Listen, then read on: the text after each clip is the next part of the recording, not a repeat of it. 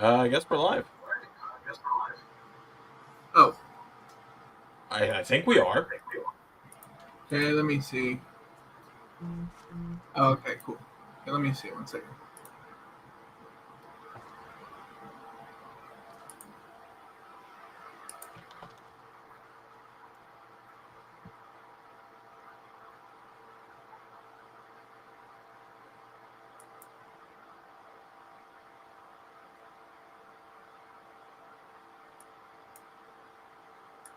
Apparently, the first hour of the show is going to be commercial free tonight, and they have teased it as you never know who's going to show up. All right. So, maybe a Sheamus return, maybe a Matt Hardy. Mm-hmm.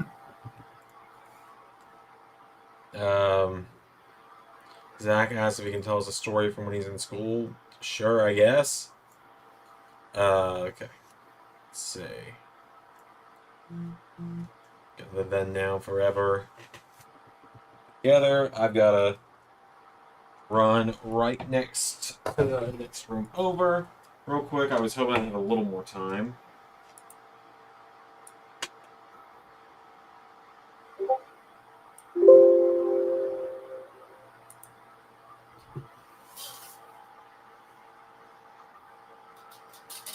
Okay, I'm here. Triple H is starting the show, it sounds like.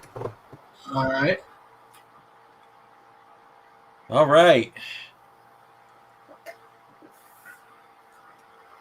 Oh, it is the set from Friday too. All right. I'm a little behind you, like usual. You're good. Because I'm watching it through the USA app or whatever. I gotcha.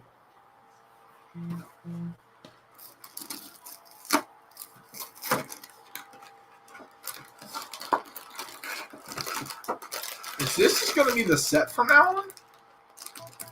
I hope so.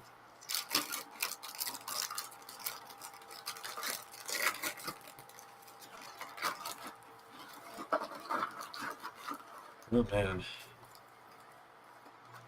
See, this is what I miss about the kayfabe term commissioner. Means almost nothing, but sounds like something. What, from what now? Like I don't know, like chief content officer. Mm-hmm. Doesn't have a good ring, right? Yeah. Okay. It used to be called commissioner. Yeah. That's why I call whoever's in charge of AEW commissioner. Yeah. Maybe like commissioner sounds a lot better.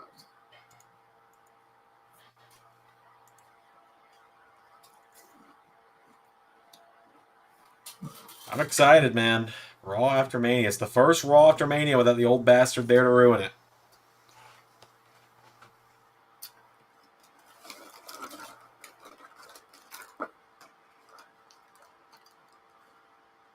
What if someone in the front row?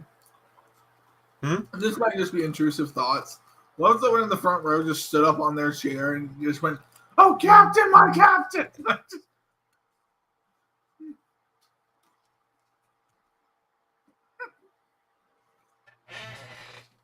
Hold on, I gotta get the headband. The hair is getting in the eyes again. Hmm?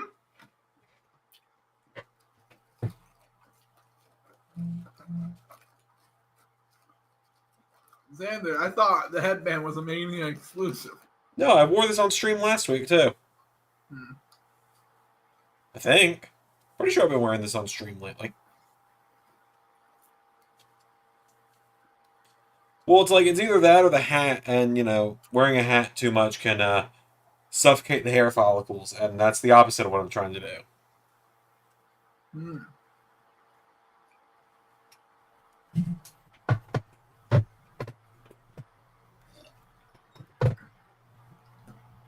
Yeah, I think because of my hair, it's grown a bit. My hair has stayed relatively the same length for about a year and a half. Yeah. Let's see. Zach says I think after it's this we watch tie along. It back so much, probably. Yeah. No. Zach says after this he's going to watch NXT Early Access. Yeah, I just dropped that a minute ago. Took me a little bit of time to take care of it, but I did get it taken care of in the end. That's nice.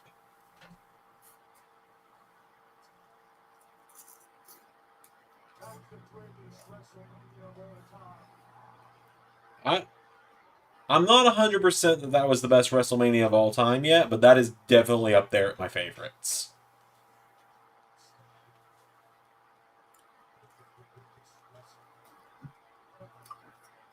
Like there's a few manias that I think I'll have more nostalgia for. Yeah.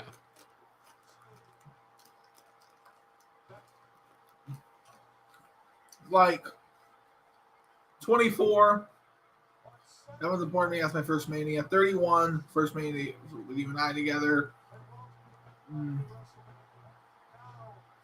Oddly, 28 holds a special place in my heart. Yeah.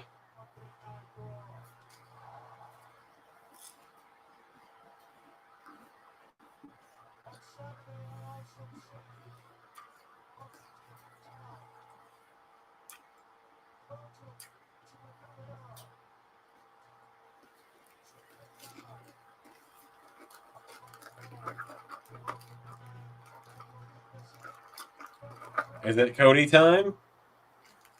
Here's my thing though. A lot okay, so let's look at some of the other man. I'm gonna go ahead and say it right now. 30 is overrated. Yeah. It's a thing with 3 or 4 matches. It's the Daniel Bryan stuff. It's Cena and Wyatt and Taker and Lesnar. But Taker and Lesnar is only special because Lesnar beat him. If Taker had beat him, nobody would actually remember it. Right. Hey Pierre, welcome to the chat. It is Cody time, ladies and gents.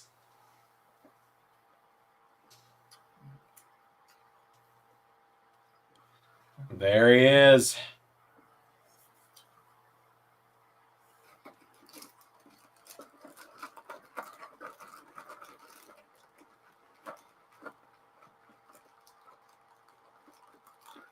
He's also now considered a 2-time world champion because he won both the WWE and Universal Championships.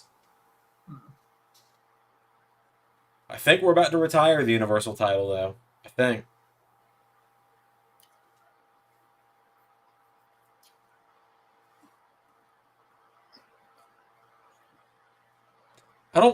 Zach, I don't think Triple H ever cared about the throne breaking thing. Like, pretty sure Cody has straight up said he and Triple H talked about it and Triple H didn't care.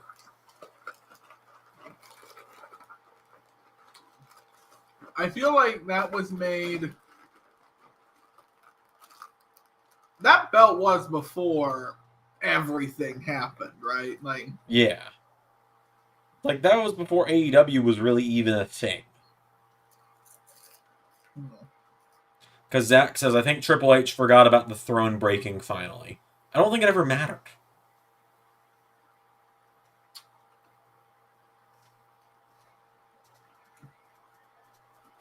Like, I don't think Cody breaking the throne is why he lost last year. He lost last year because... go ahead. They've both addressed it.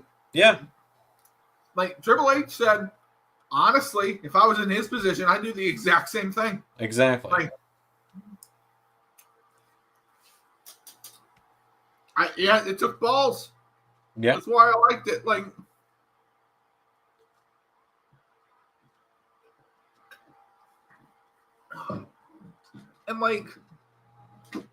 and also, like, you got to look at that differently, right? Like, Cody is somebody, like, it seems weird now, but, like, there was a time where it was like, yeah, he's great, but could he be a main event star? Like, is he too small? That was a question at one point. Yeah. And he's still, like, not a really huge guy.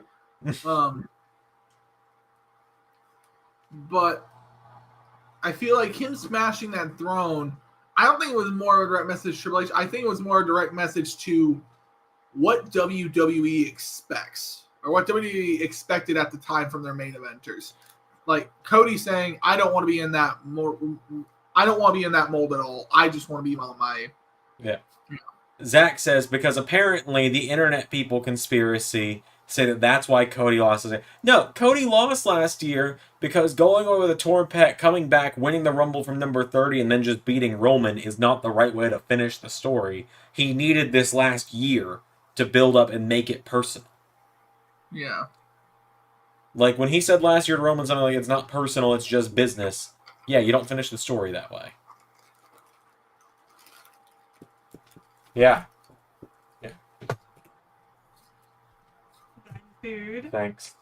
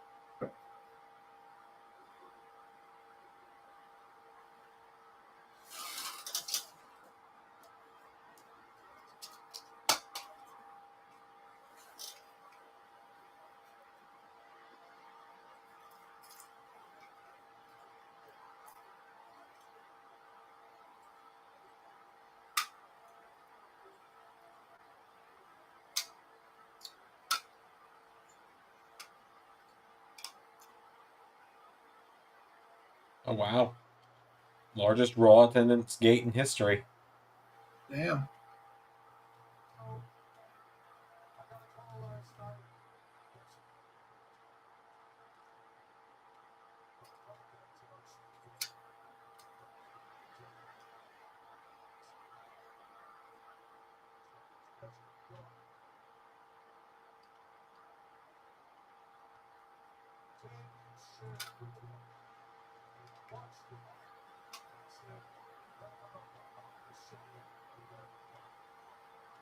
All right, what do we got here?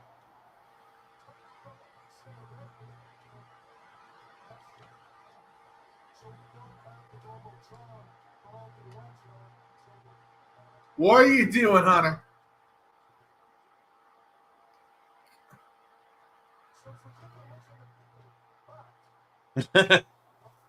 They had to wheel out monitors so everyone could see it.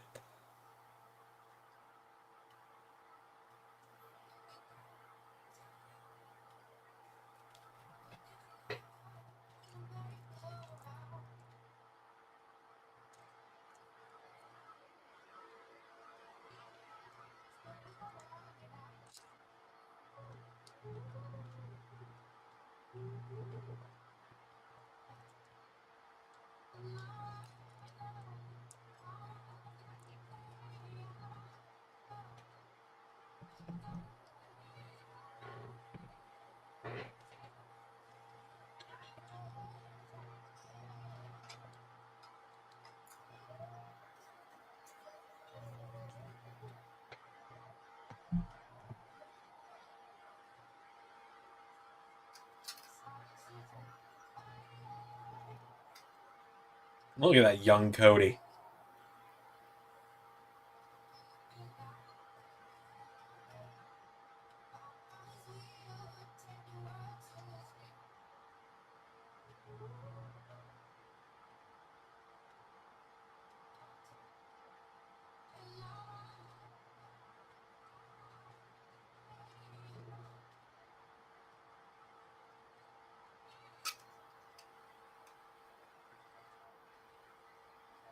It's so insane to me that anyone ever that they released him ever. Like 'cause Right. even at that point, like it's like look at all of his gimmicks at that point.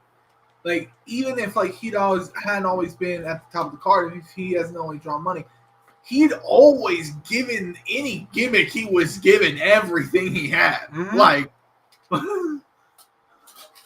For sure. like he sold disfigured Cody Rhodes. Oh, yeah. Most of the stuff he did would not have worked if it was anyone else. Yeah.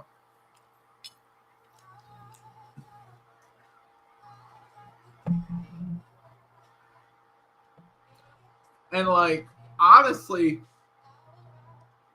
I feel for like Cody and like his AEW stuff now, because now I'm realizing he was probably booking this, and he was in the position where all these young guys were signed, and no one wanted to do anything with him, and so he was in the position where he had to, or he felt obligated to, because that's the kind of person Cody is.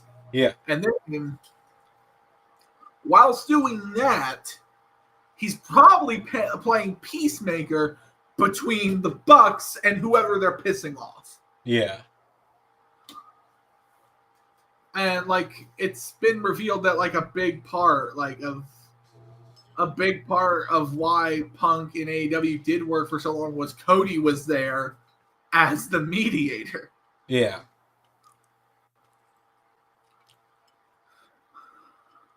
He finished the story. Now the question is, are we getting a new belt? Because he's talked about it so much. Yeah.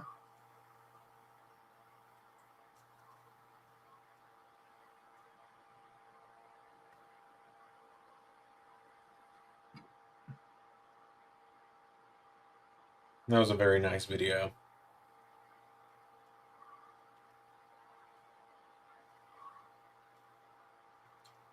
Cody hasn't even spoken yet, has he? Nope.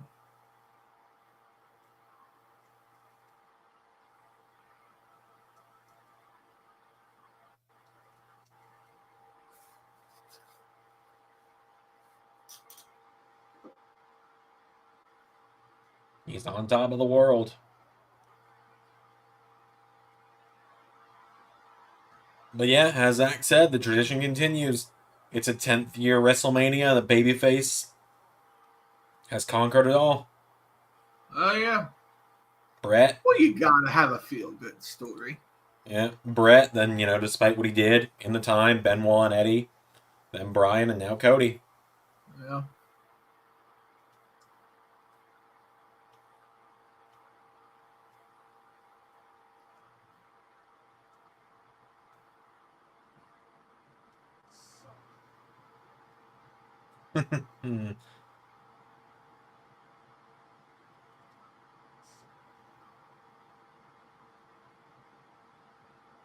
Say the thing, say the thing.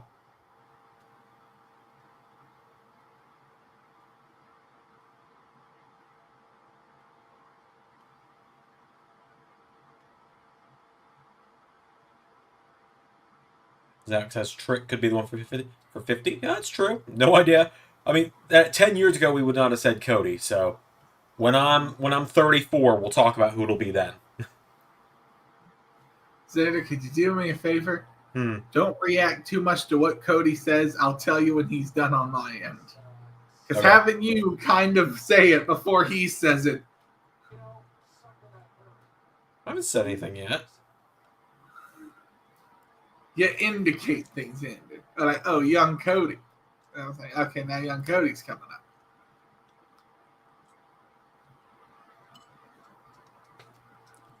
Well, here's what I'll do. Okay. You tell me when Cody leans forward into the ropes after saying Samantha's name.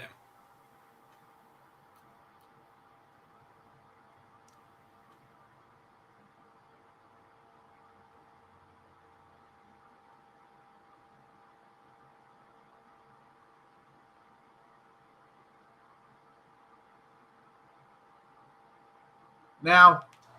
Cool. We should be in sync now. Did he just say, I'm sure you know? Yeah. Cool. We're synced then.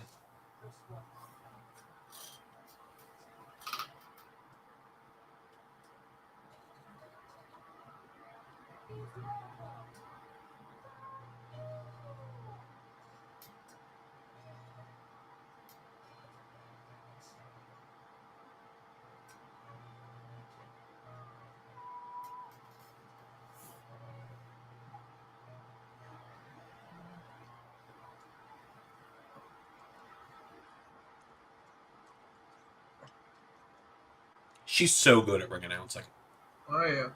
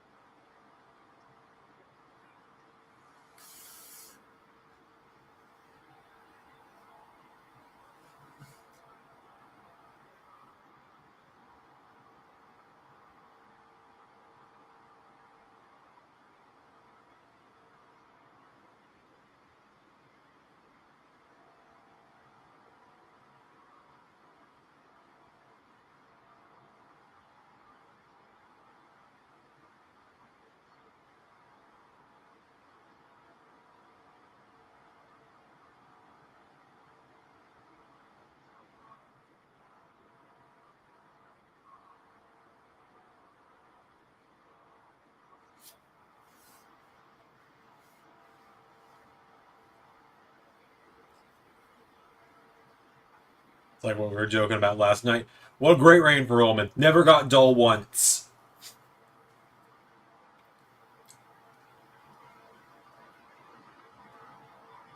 That being said, in hindsight, in retrospective, overall a good reign.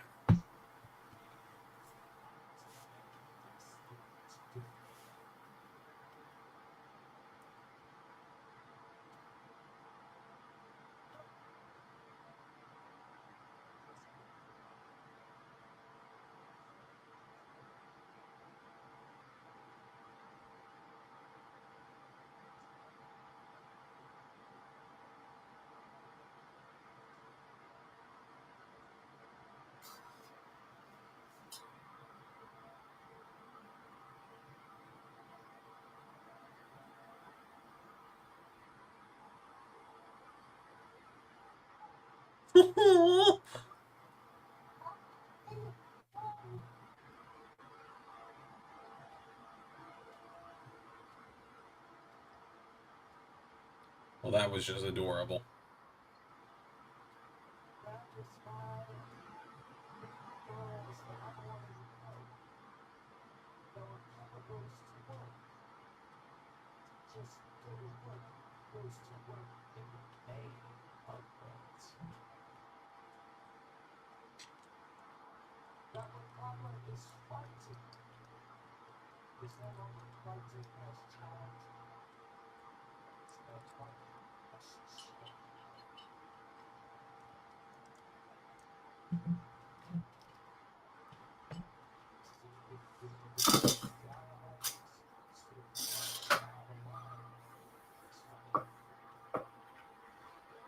Now let's get some people out here. Promo parade. Judgment Day music. Everyone in the ring. That's what I figured this segment would be. It would be Cody comes out, cuts a promo, and then like his new rogues gallery basically comes by and he's like, "Hello, Cody."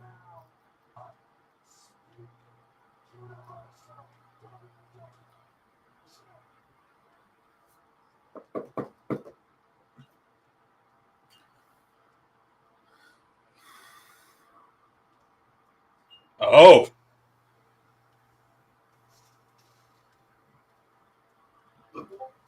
Oh.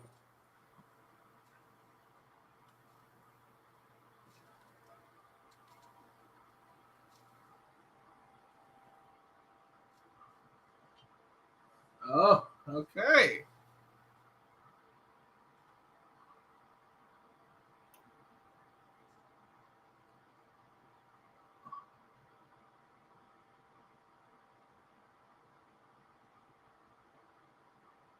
Okay, Xander. What's up? What if he says, "I will meet you for the championship in the main event of WrestleMania 41 if you can get there"? I don't know. But now,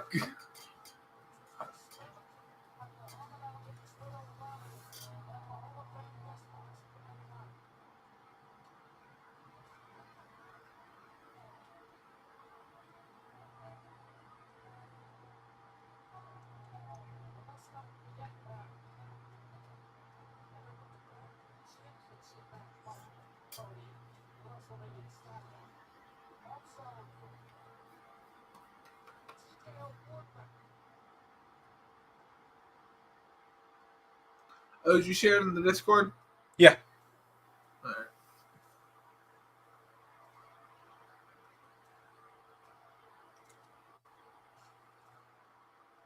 I wonder how long it takes before they just start referring to Cody as WWE Champion and quietly retire the Universal part. Do you think they'll get rid of the Undisputed? Oh, yeah, definitely. I know Cody has said he's going to try his damnedest to get them to let him use the Winged Eagle.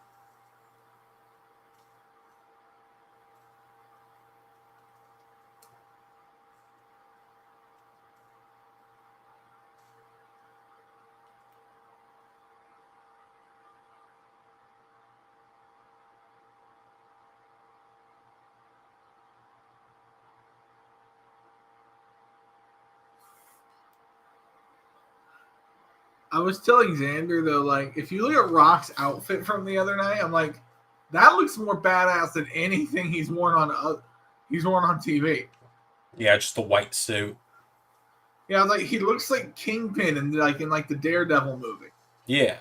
Which honestly, the director's cut of the Daredevil movie is not bad. Oh, yeah? Yeah, check it out. If any of you guys want to actually not a bad superhero movie to watch the director's cut of the Daredevil movie with Ben Affleck. It's not as bad. It's not perfect, but not bad. Gotcha.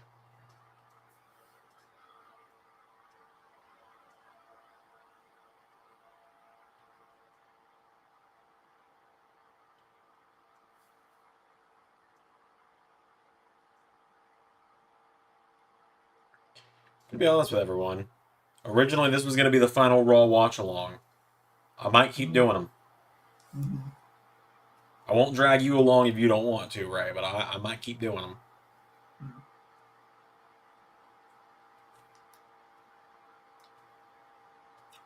We'll have to see if Monday remains my consistent day off.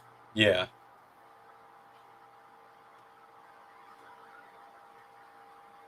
Pierre says Rock's drip has been immaculate. He's not wrong. One time I had to work in the morning, then be here for one of the watch-alongs. That was the night I left early.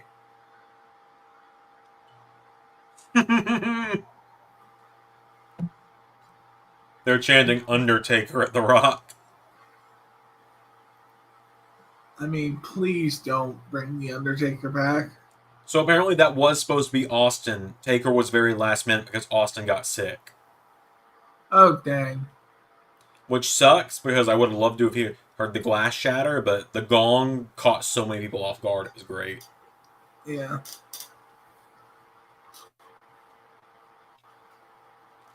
I don't want to sound like a dick, but the amount of time I've spent today just watching Roman fans, like people who are just hardcore Cody haters that were doing live reactions, react to Roman losing and just fucking break down in tears almost. It's fucking hilarious. I haven't seen any of this. Let me see. There's one guy who's sitting there in like a Roman vest, belt around his waist, both the old belts on his wall behind him with a "fuck your story" flag, I think, or a "We the Ones" flag. He just rips all of that down when Roman loses, and he just goes like, "Motherfucker!" and starts crying. And I was like, okay, would I have cried if Cody lost? Maybe, but I cried when Cody won too, so.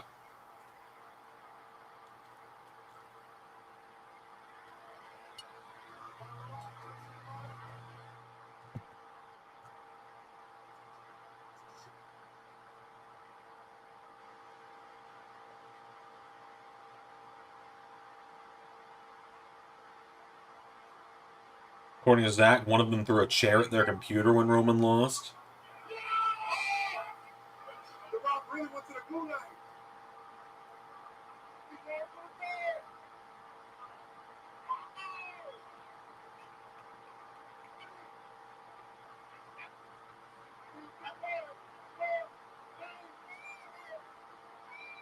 Oh yeah, watching people get overly butthurt that Roman's reign ended was hilarious.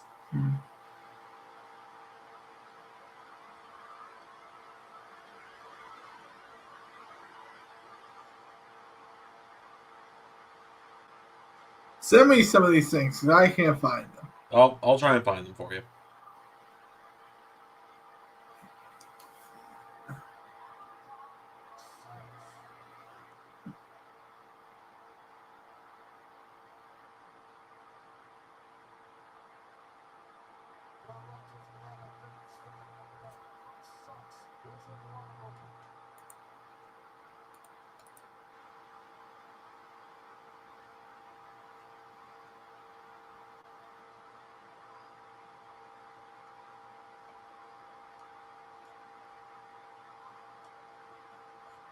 One of the ones that made me bust out laughing is like after all the interference happens, as Cody hits the third crossroads, the guy's just going, Jacob, Jacob, please, Jacob! Like pleading for Jacob Fatu to show up.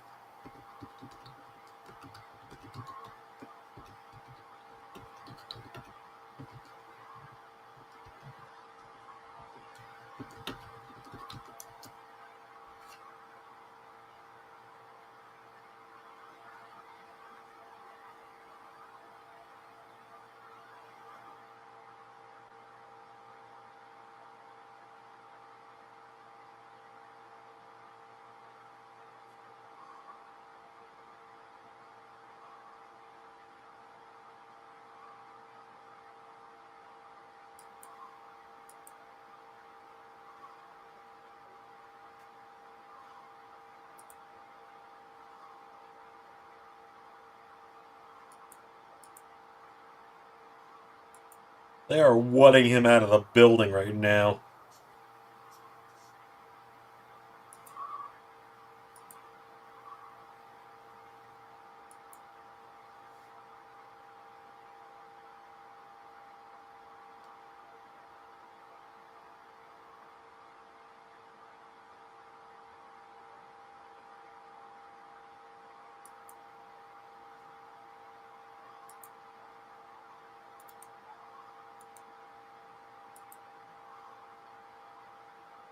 I'm seeing if I can find it.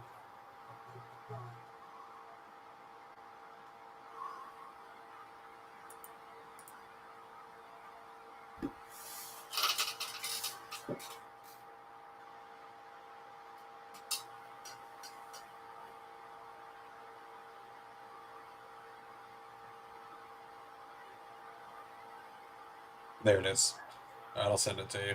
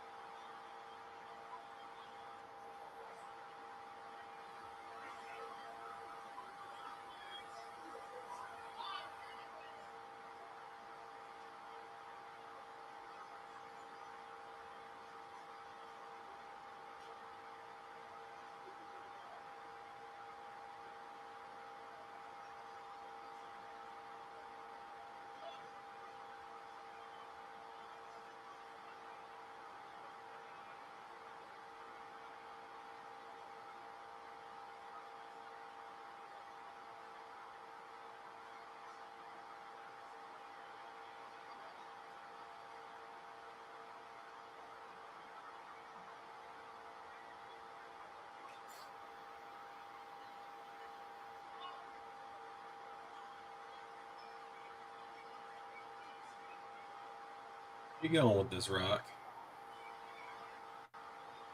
Xander, I think this is kind of staged, man.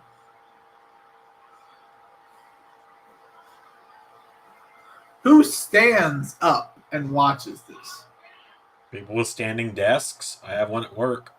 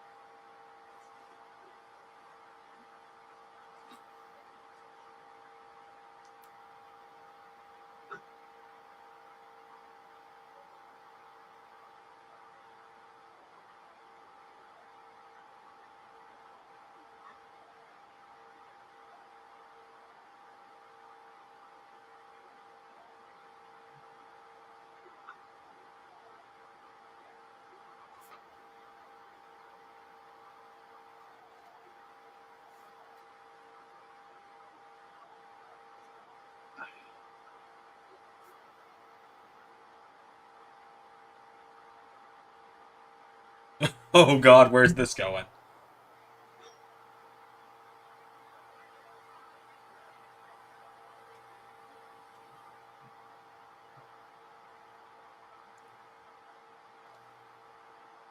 Rock has asked to hold that title.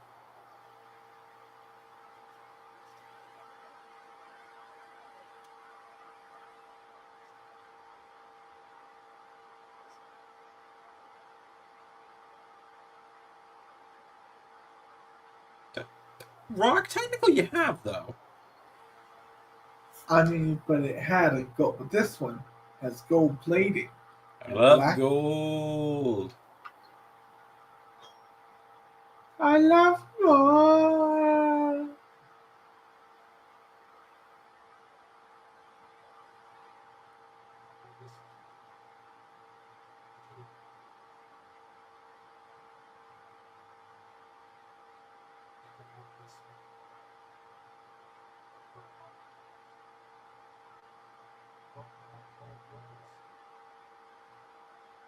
Oh, okay.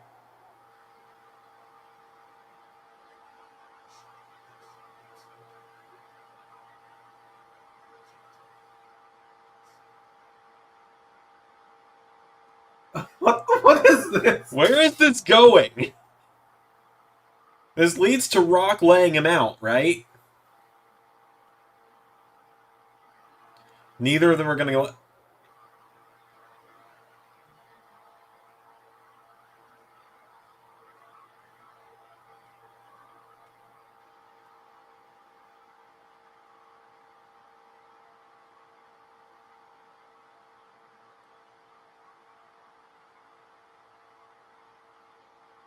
We're fucking 40 minutes into Raw. What is happening?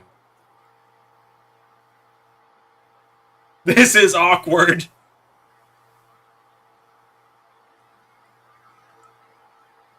Cody's trying not to laugh.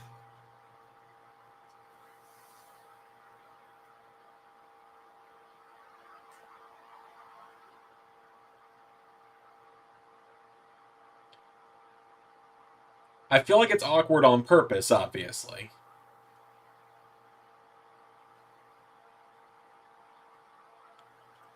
I mean, it's leading to Rock and Cody at SummerSlam.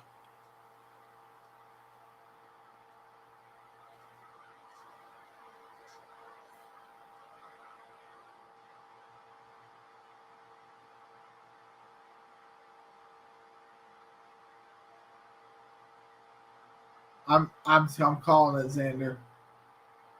Mania 41. Maybe. Cody just has to fight everything off till next year's Mania.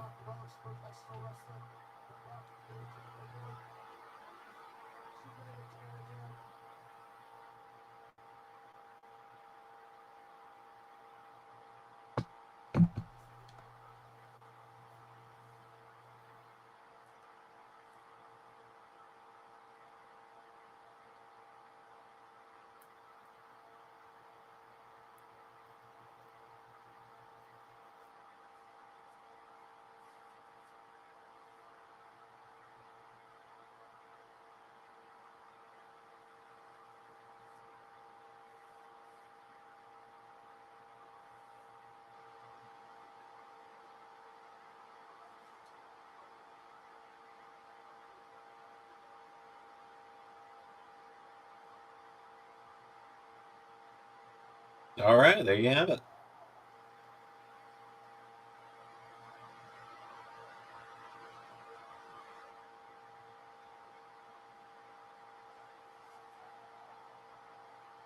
Shelly Moreno in chat says hello. Hello, Shelly.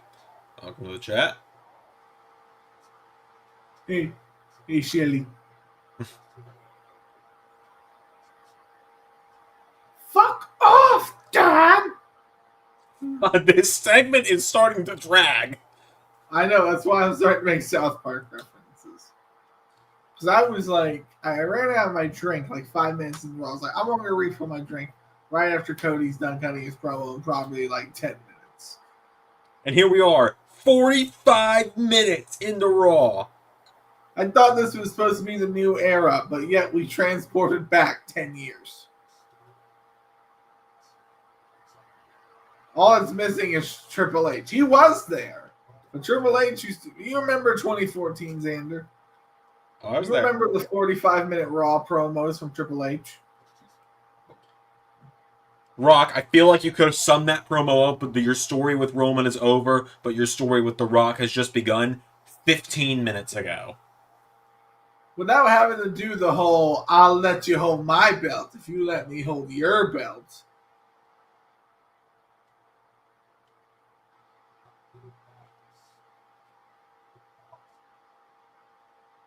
Why are you so obsessed with belts, bro?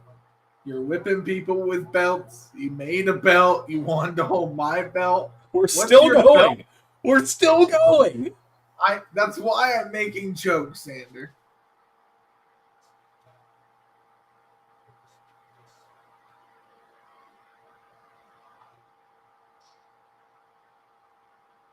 Okay. Okay.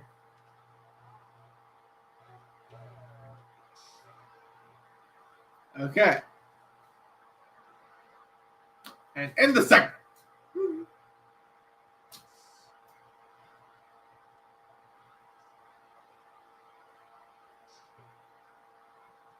Does Rock have a belt fetish? Let's be here.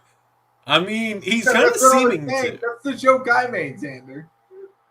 I didn't hear that, sorry. Yeah, I was like, does Rock have a belt fetish? So I said a minute. You listen to Pierre more than me, and now I'm hurt, Xander. Okay, Ray, just, okay.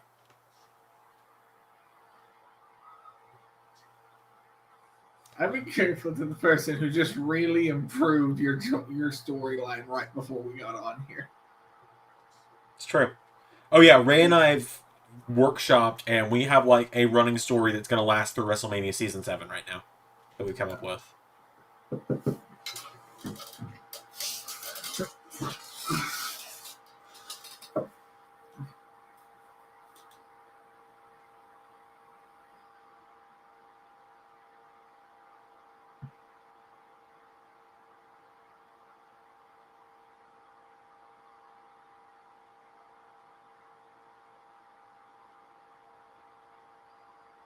What did you give him?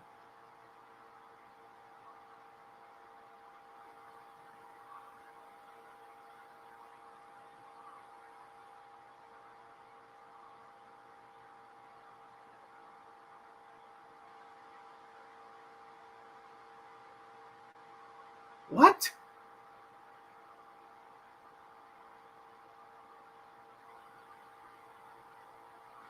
It's... Don't you ever break my heart again?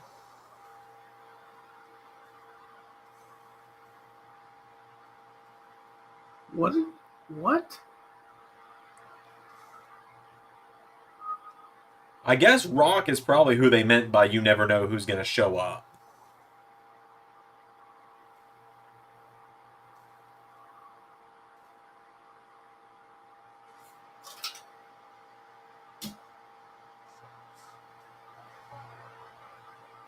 No, they haven't, Cole. I don't know what any of that meant. I'm going to go away for a little while. I'm going to tell you whether you're the champion or not. Cody's like, I'm going to be the champion. Rock's like, okay. If you didn't care about the championship, then why did you demand to hold the belt? More importantly than that, why did you take 10 minutes to exchange the belts?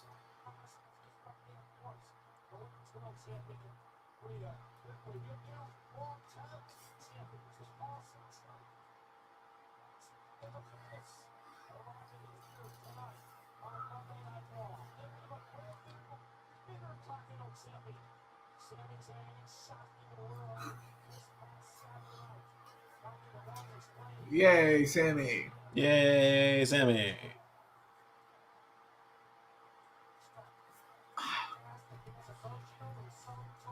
Oh. I don't know what, like, I was on board for like the first half of that. And then The Rock came out, and I was kind of more on board. And then the belt exchange happened, which made things awkward. And then they lost you. And then The Rock said, "You broke my heart." And put Don't something in Cody's hand that we're probably never going to find out what it is. Oh, hey, it's Nakamura.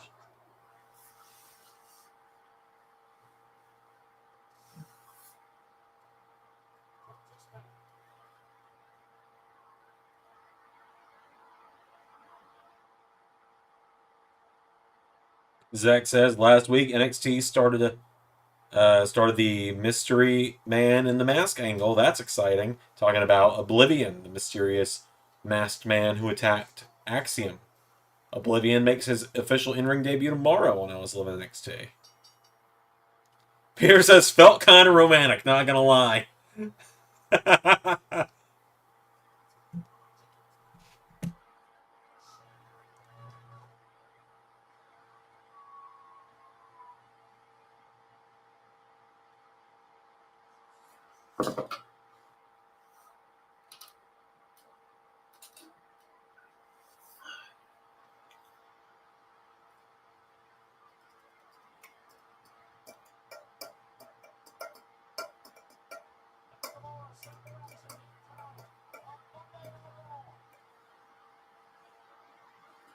Who is Nakamura facing?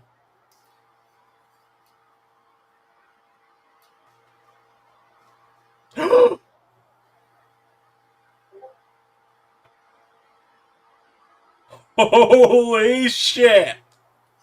Xander, say it with me. Royalty. Oh, I thought we were going to do the whole bit.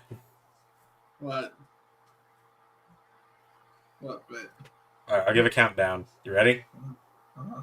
3, 2, 1. Now, I'm not saying you owe me royalties for this clearly incredibly amazing idea that we came up with and you stole from us. I'm just saying that maybe this should be a check in the mail. First of every month. Yeah, I guess that's royalties. I guess that's what we're asking What I'm asking for. Invincible strong style is going down. Let's fucking go.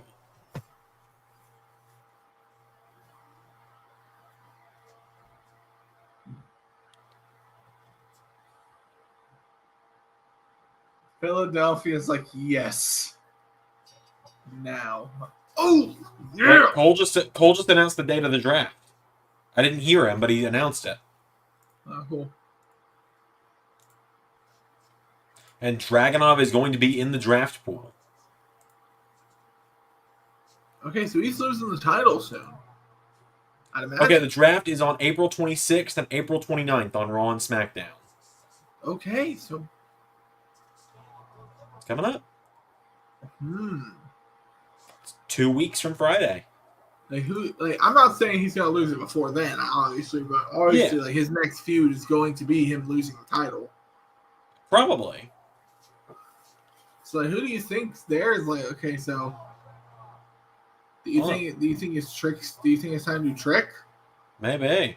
Also, Cole apparently said Roxanne Perez is going to be part of the draft pool. I wonder if Lyra Valkyria is gonna also be part of the draft pools. I don't know. I thought I heard last week she was going to be in NXT for another year or so. That's surprising.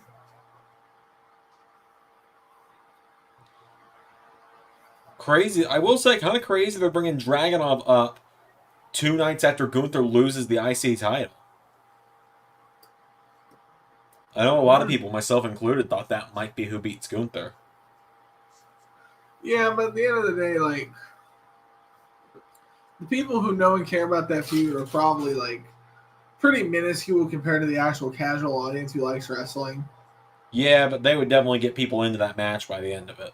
Oh yeah, they definitely could, but you don't really necessarily need the title to get people into that match. That's true. I'm very into that match just anyway. Yeah, and given their circumstances, given who Sami Zayn is, and given the direction the company wants to be, he makes perfect sense to be the one to be Gunther. I agree. Oh, they're addressing that Dragunov was the last person to beat Gunther before Sami Zayn beat him. Mm-hmm. Although that's not the case. Actually, it was Braun Breaker, but that's neither here nor there.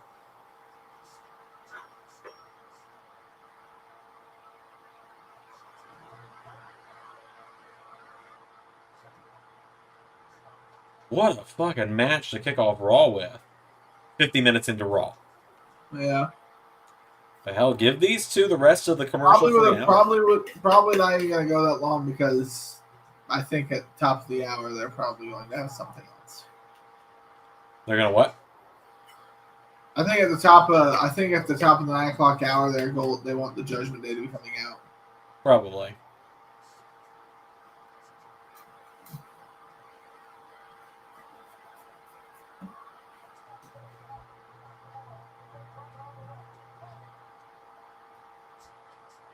You know, seeing Dragunov with the NXT title makes me think about it. I don't remember, and please, by all means, correct me if I'm wrong.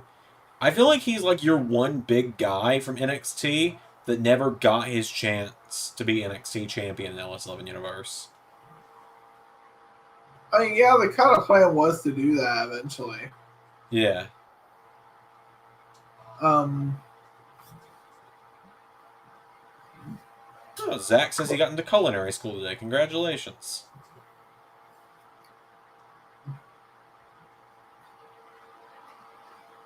So, oddly, I think my plan at one point was like to try to get Dragunov back in NXT to do him at Bait. Yeah. With Dragunov as the heel. Yeah.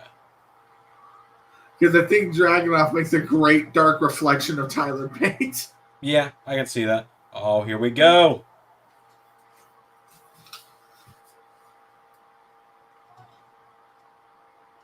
Wow.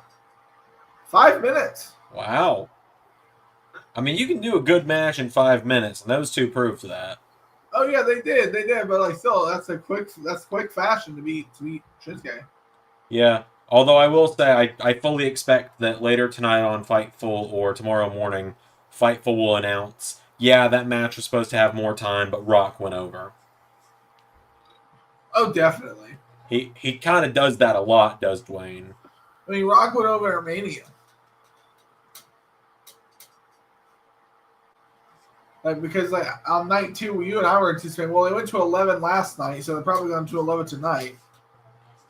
And then they were out at 10:30. Yeah.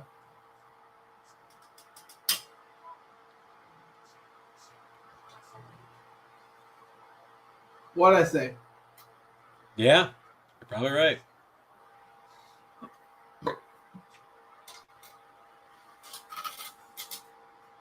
I understand the formatting. I've been watching that long. And I'm that much of a dork. And the dork is going to refill his beverage. I shall return. All right.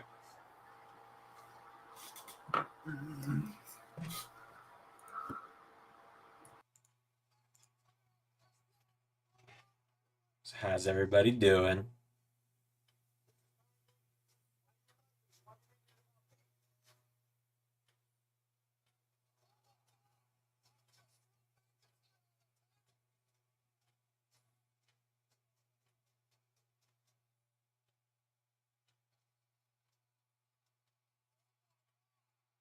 Oh yeah, Rumble's gonna be fun. Of course, we're on the road to the Rumble now. I'll admit, I made Raw today a premiere because I knew I wasn't going to be able to get it out for early access. And so, being able to just make it a premiere was fun.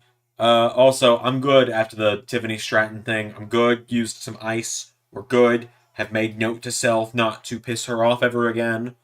I'm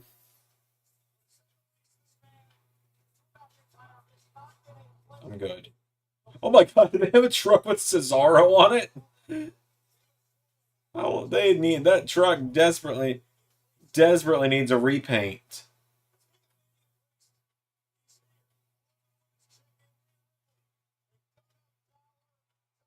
Ray is 100% right. Top of the hour, Judgment Day.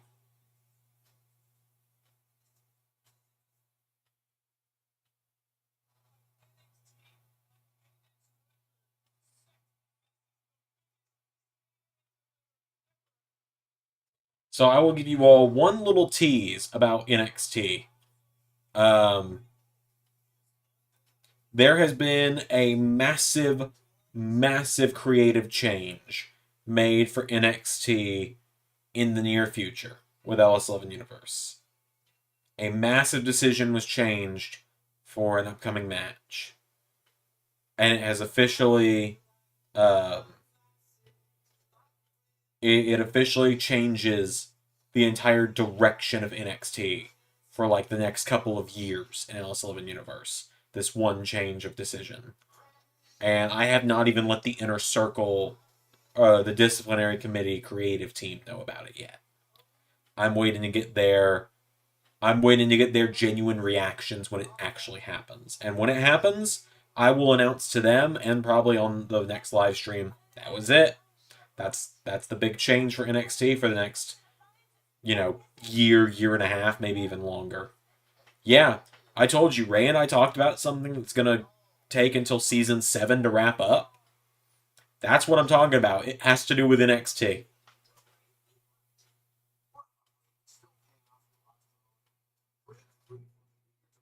Like, 3 WrestleManias worth of storytelling is going into what Ray and I cooked up today.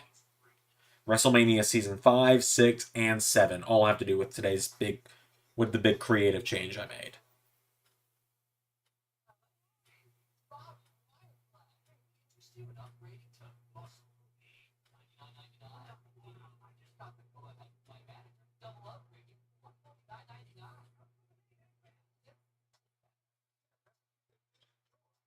Yeah, like, I'm not gonna say this is my heir apparent to the 6, but this is my heir apparent to the 6.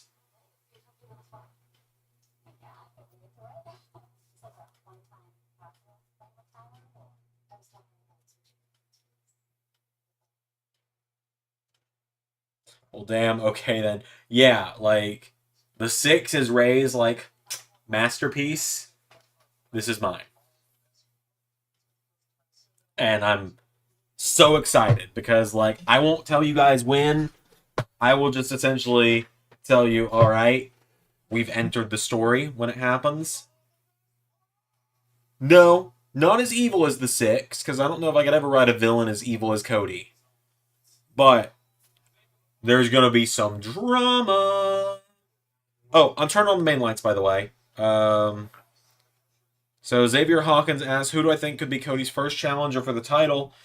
So I didn't answer this question last night because I want to just kind of soak in the moment of Cody winning. But now to give you a genuine answer to that question, I think it's going to be someone from SmackDown. I don't want it to be Solo. However, I could see it being Solo. But let me pull up the WWE roster real quick. Like I said, I don't want it to be Solo. But let me go to the SmackDown roster. I could see Bobby Lashley maybe. Randy Orton could be fun. I don't think they're going to go that direction yet. That could be SummerSlam if Rock isn't at SummerSlam. AJ Styles just lost to LA Knight, so probably not him. And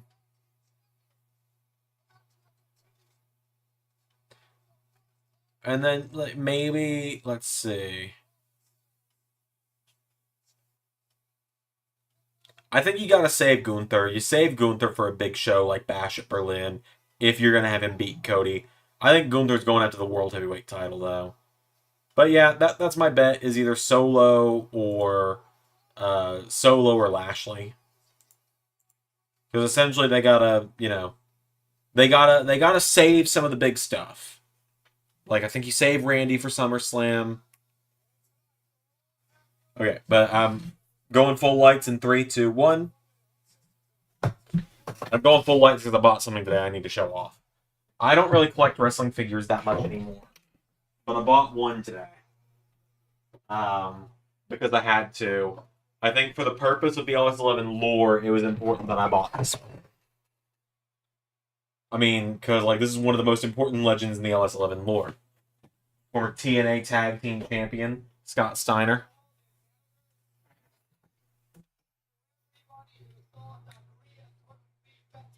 There we go. We're going to go with that red. It's more orange, but it's less harsh on the eyes.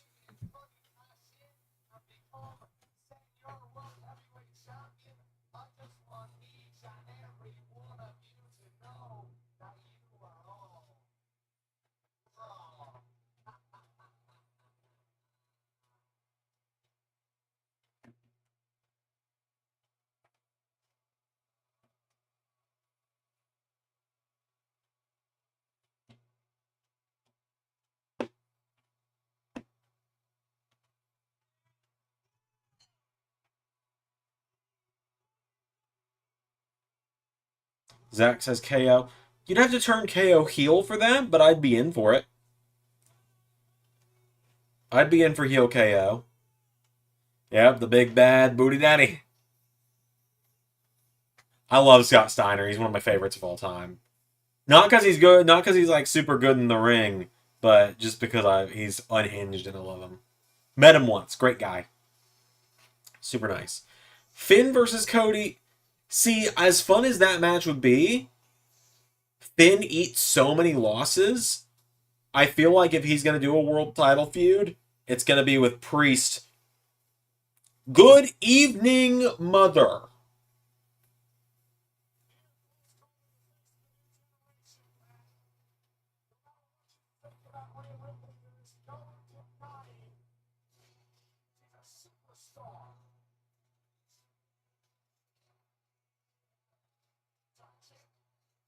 Yeah, so I was talking to Ray. Ray was like, when was the last time Kevin Owens was a heel? I was like, it's got to have been like 5 years ago. It was like before the Thunderdome.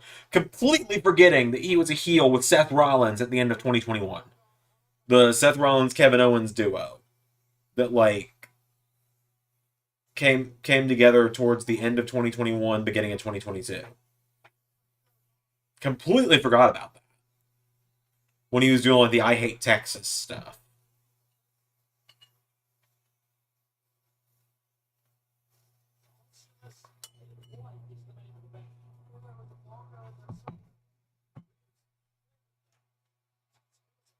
Yeah. Finn Balor. It is an unfortunate thing. Wonder how a heel KO would interact with Sammy since Sammy is close to Cody. Well, that's true, but Kevin Owens does have the thing of like, yeah, you traded me to SmackDown. He does have that as motivation. And like if Sammy's like, why would you do that? He separated our team.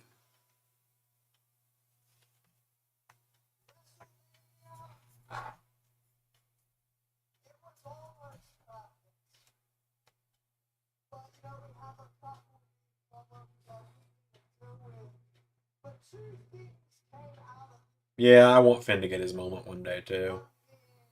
I can see Finn going after the Intercontinental title if you make Dom and JD the definitive tag team.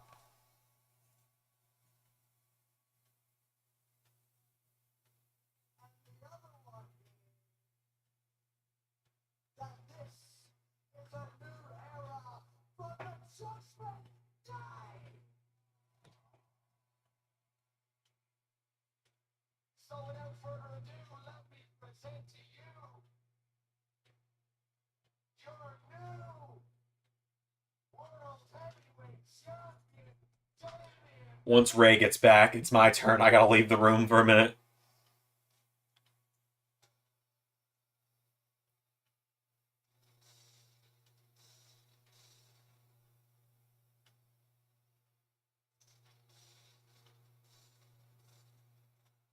New music for Priest?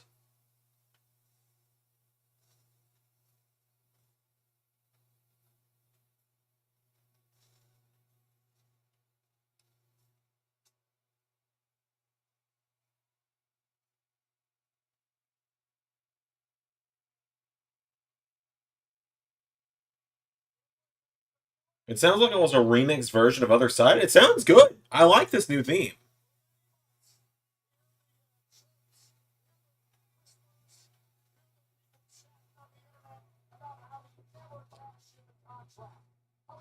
Oh yeah, Seth and KO was a fun team.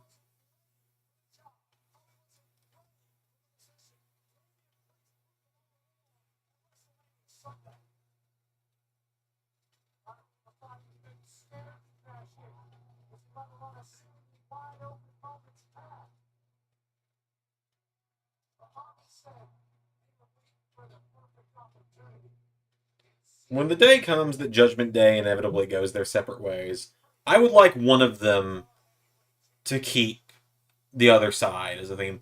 Xavier says if Finn didn't get injured, that would have been a great what if. Ray actually did a how Ray would have booked if Finn Balor never got injured video a while back, a few years back now, beginning of 2021, so 3 years ago he did that.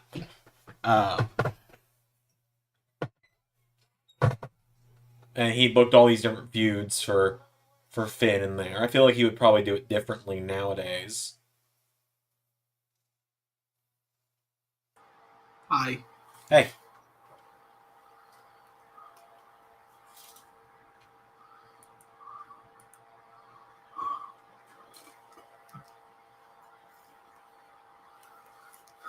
Zach says, so you can kind of say Priest is the first official Triple H project since he took over. No, there's been more than that. You've had LA Knight, you've had this iteration of Seth Rollins, you've had Gunther's Intercontinental title run. Like I said, you don't necessarily need to be a world champion to be successful. Exactly.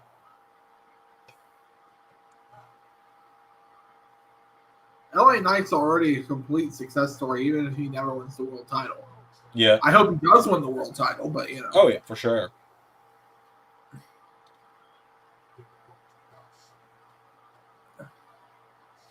I feel like we either get a call up or a return in this segment.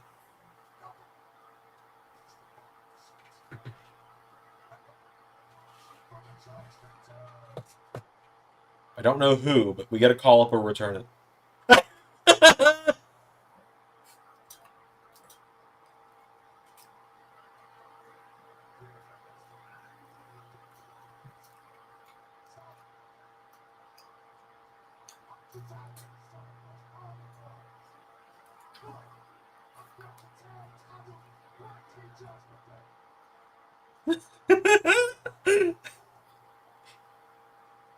Here we go again.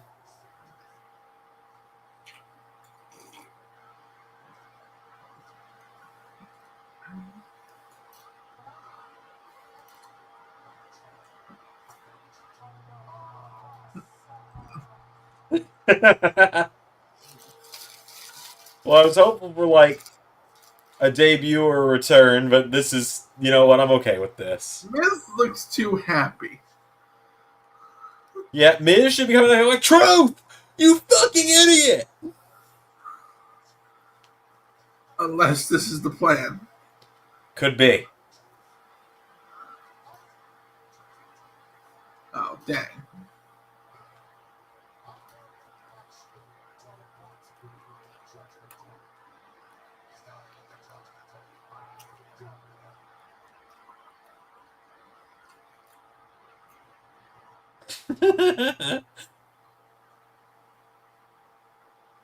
They're chatting, yes he is. Thank you, Daryl.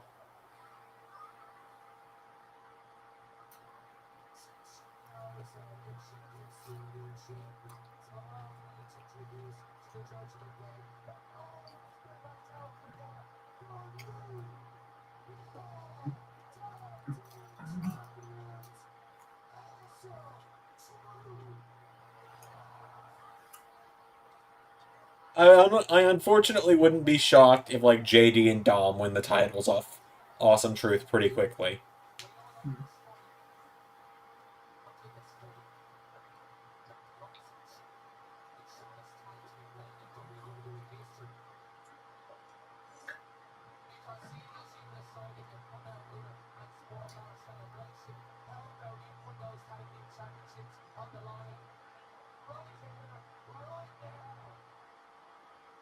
Dom and JD are the only ones in ring gear.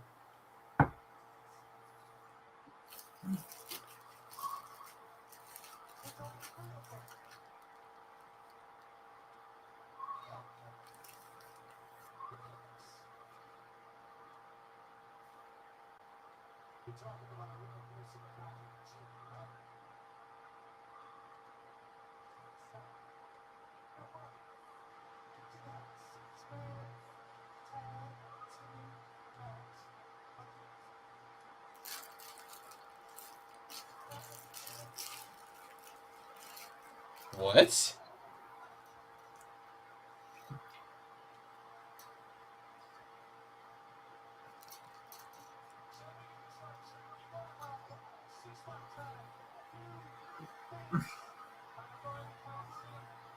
That is not what I said. It's not gonna be.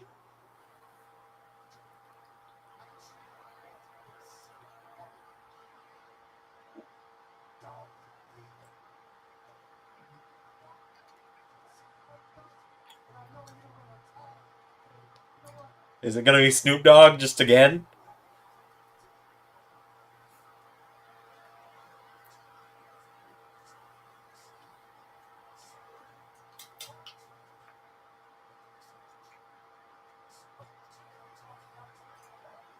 You don't think they mean when he says the guy you can't see? You don't think.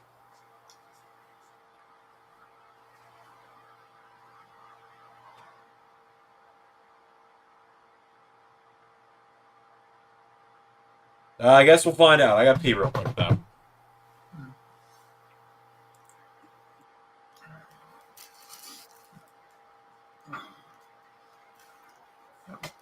All right, guys, let me hold this out. Let's see what we're talking about.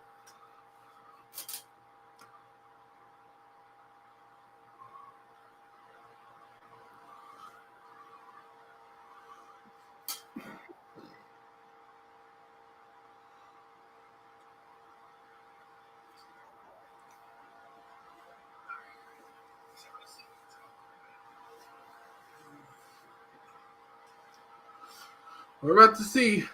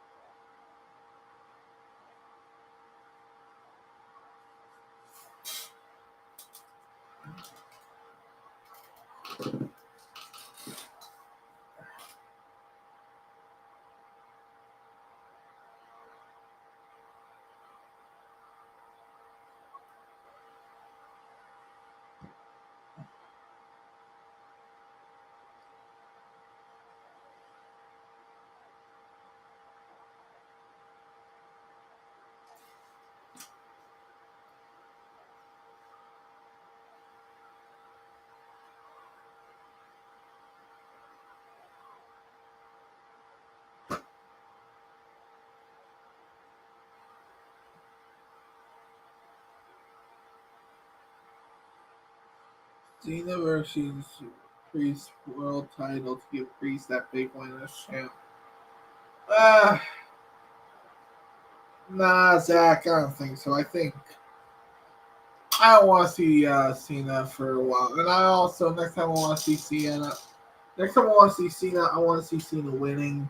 He needs to win a match again because he lost a lot lately. And yes, I get he's in the era of putting people over, but ultimately, when you're a legend, you also have to make sure you are maintaining your aura. And part of maintaining your aura is you also making sure you win enough matches to maintain your credibility. So, that's kind of why I land on it.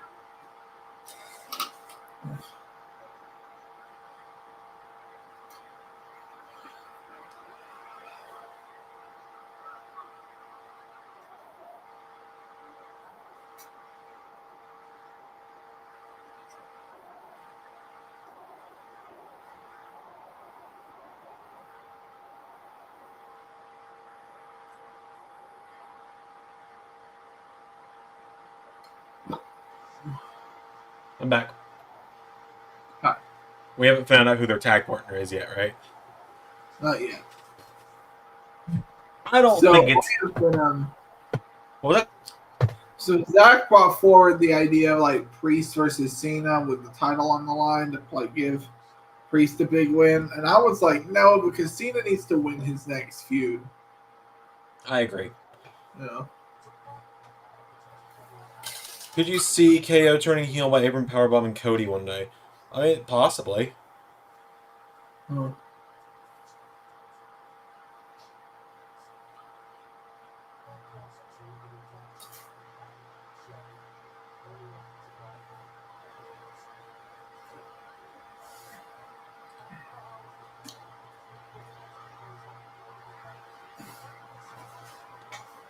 course, Awesome Truth also picked up their first ever tag team win together in LS11 today. all right.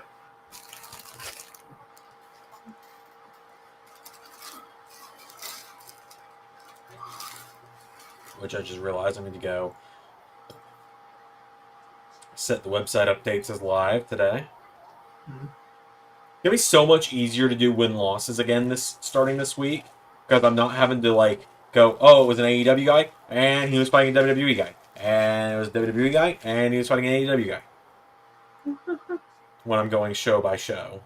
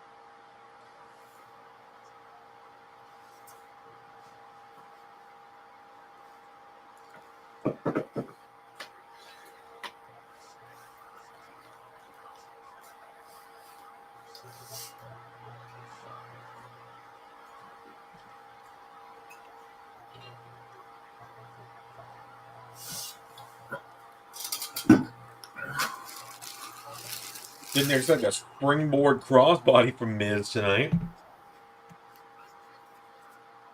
I ate the protein bar.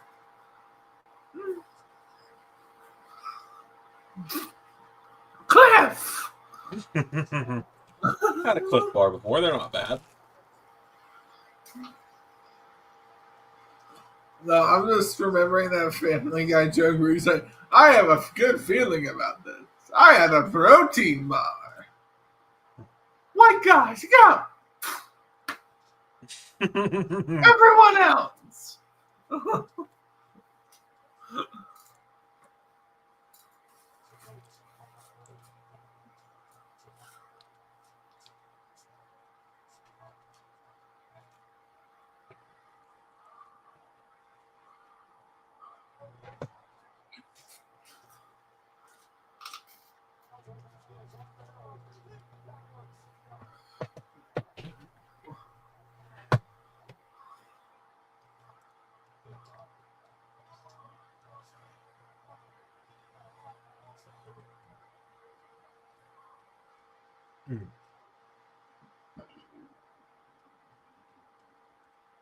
Oh yeah, I need to remember to update Jinder to say that he's now back on the Raw roster, not on NXT anymore. All right. I'm just going through and I figure since I haven't put up the website updates from Forbidden War just yet, I figure I can go ahead and add the Raw updates to the website for the win-losses.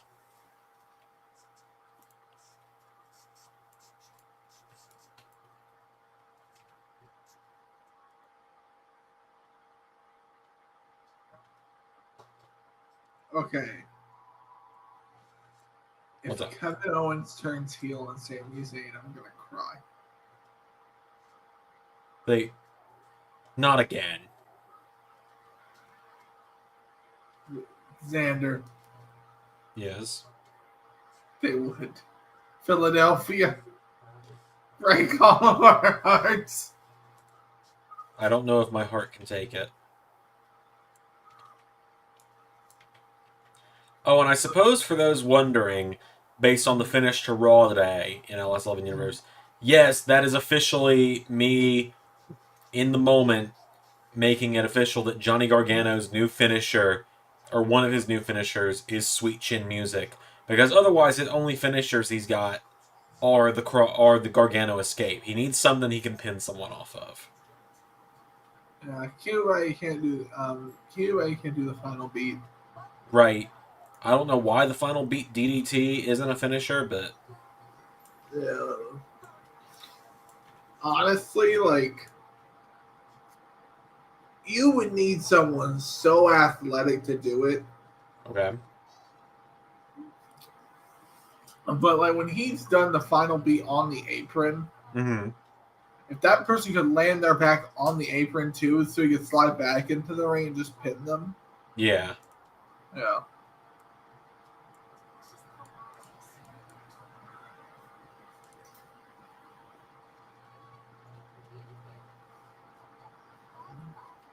Final beat's up there for one of my favorite finishers. Yeah. It looks cool. It's a pretty cool move. Yeah. I didn't know DDT was an actual virus. Oh, yeah. Yeah. It's a pesticide. Yeah.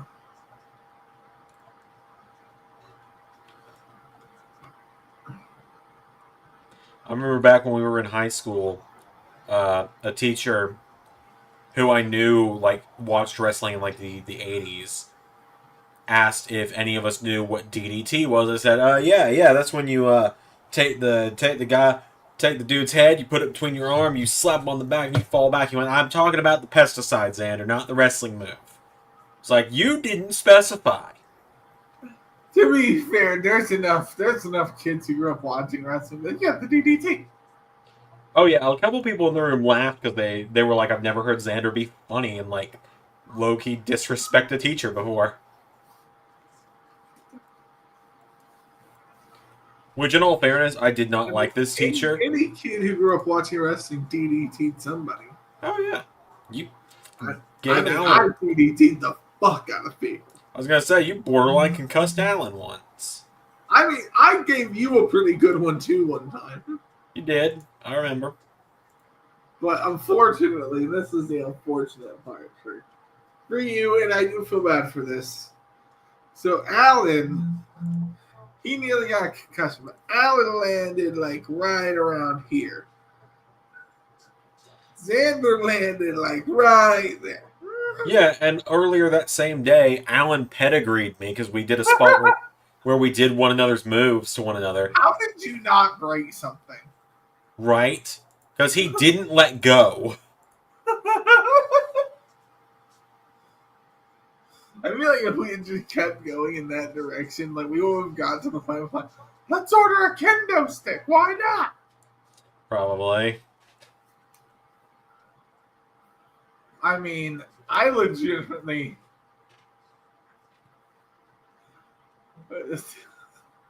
Okay, it's a stupid thing we did. But one of my favorite things he ever did was like the Dollar Tree street fight. It was so fun. I was so sore the following day, but it was so fun. But like Holy shit!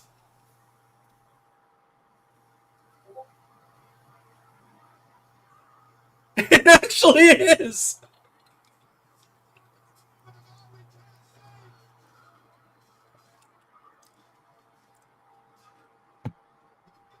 Take it all off, Cena.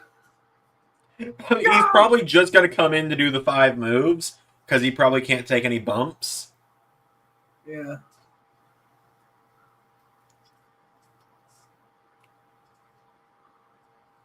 Holy crap! Doesn't matter. Cena's here, and everything's okay now.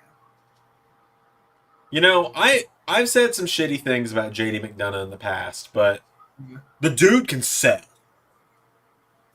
Yes. Yes. 15 Yes! knuckle shuffle. Truth's finally getting to team up with his childhood hero. Come on, Miz. Do it, Mike. Do it, Miz. Make some. Yes.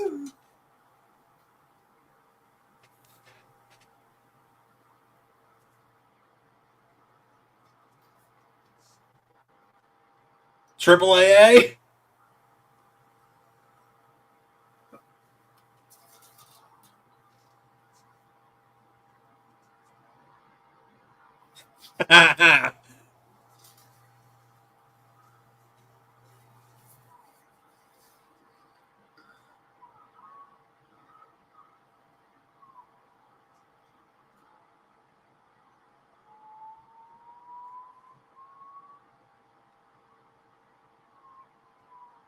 Nice. And hey, you know, I feel like I know exactly why they did that because Cena's still got like this now 23-year streak of wrestling at least once every year on TV. Yeah. And he's probably not going to be able to wrestle for the rest of the year because of Peacemaker. Yeah. Because Peacemaker starts filming in like a couple weeks and is expected to film through like September. Yeah.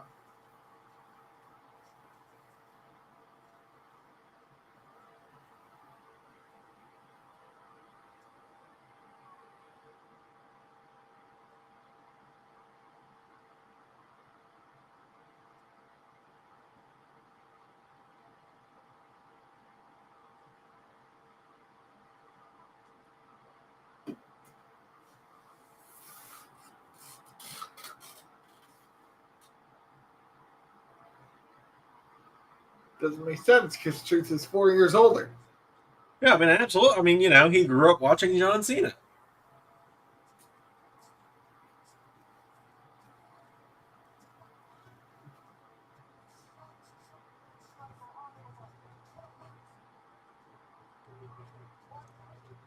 I mean, does R-Truth somewhat kind of look younger than Cena at this point? In a way.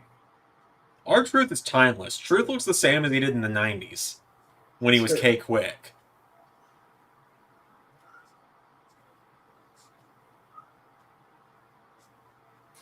R-Truth, what's your secret? Dove. Dove? Dove. All right.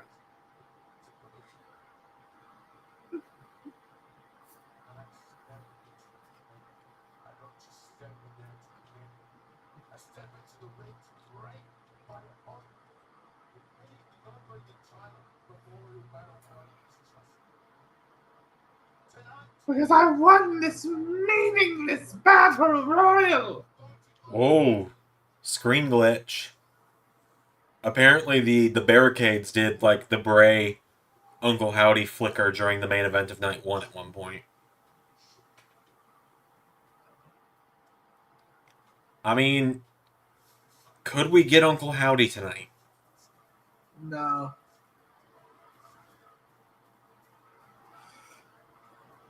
I don't think so. I'm not gonna get my hopes up, but I could see it.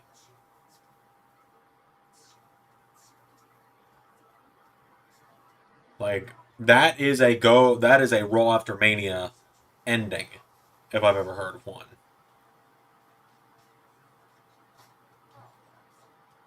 So it's Ricochet, Jey Uso, Drew, and Bronson Reed in a #1 contenders match for Damien's title tonight. Huh. Which I assume is for Backlash. Yeah.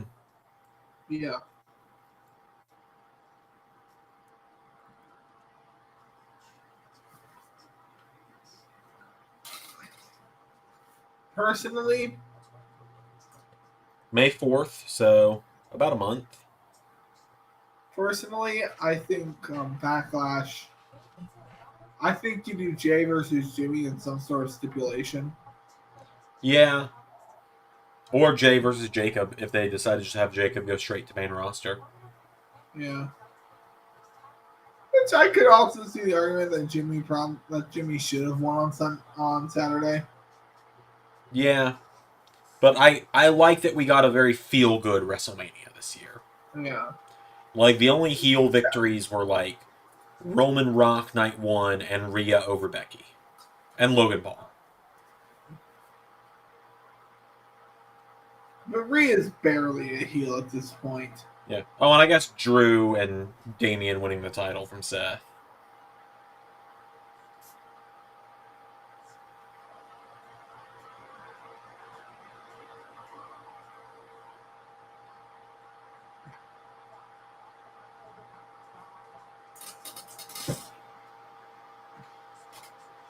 Honestly, if I could, I'd switch it so Jimmy beat Jay, but Kevin Owens won the U.S. title. Yeah.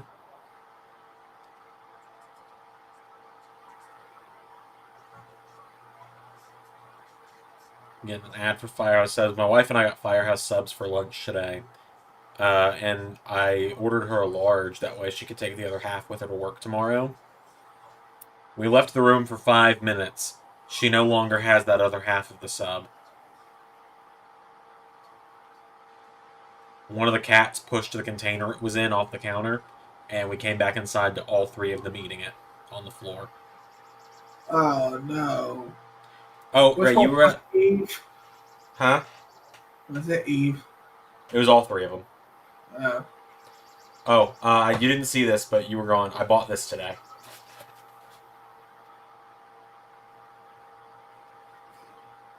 I know you don't watch them anymore, but you should see what's going on Wrestle Talk. Okay. Ollie and Luke are locked into a feud on what's the greatest promo of all time. Oh, boy. Ollie is saying the pipe bomb. Oh, boy. Of course he You want to know is. you want to know what Luke's arguing for? Steiner math? Yes. I mean, it's a fantastic promo. So now there's shirts that are like Steiner Math over pipe bomb over Steiner Math. Zach says Jimmy J2 could be a stretcher match or an I Quit match. I would say I Quit over stretcher. I think stretcher matches. I don't really think that kind of silly gimmick match works for that feud. You can do the tribal rules match. Yeah, tribal combat. Tribal combat, yeah. I feel like that's the natural ending, actually. Yeah, given that's how their feud kind of started. Yeah.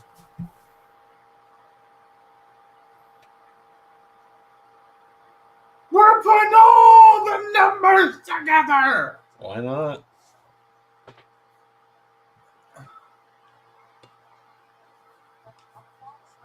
Throw in the NXT numbers while you're at it. I think NXT's included in that. 5 events. SmackDown, both nights of Mania, Stand and Deliver, and Raw.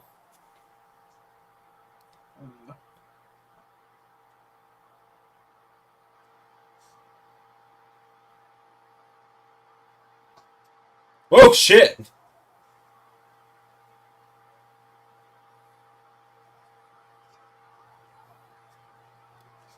Oh boy, the Liv Simps are finally getting what they want. No. No, no, no, no! I mean, they're going to have to do the feud eventually, so Rhea's going to win it, obviously.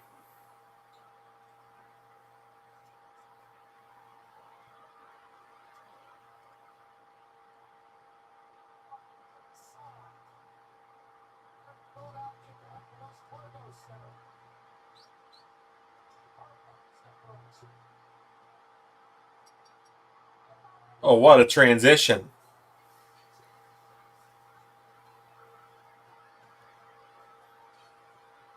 There she is, Bully LeRae. Yeah.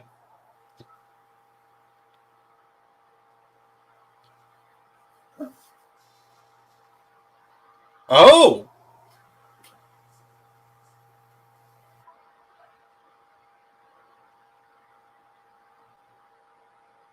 All right then.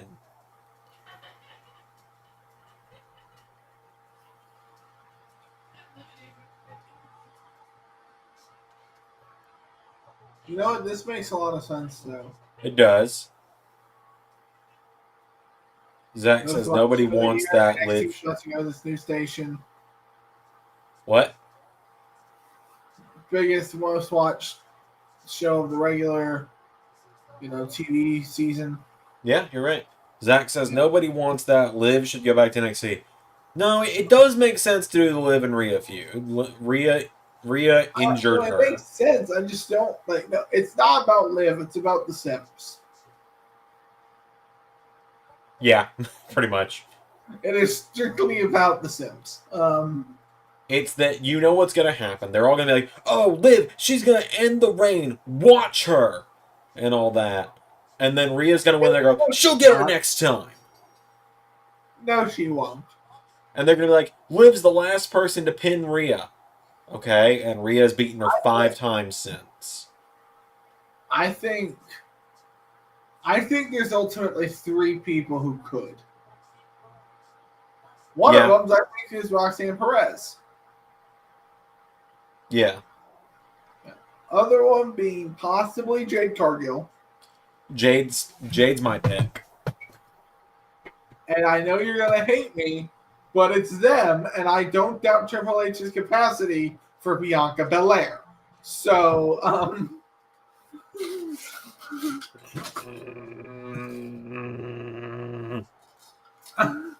I know you thought Xander, but I'm just saying, you got to at least give me that okay, I'm not being unreasonable there. No, but it's much like Gunther. Mm-hmm. Whoever beats Rhea needs to be someone who will gain something from it. And Sammy, I think, gained something from it. Mm-hmm. Bianca Belair gains nothing but another notch in an already very, very a very, very notched belt. I know, Xander, but like I said, don't doubt their capacities. I know.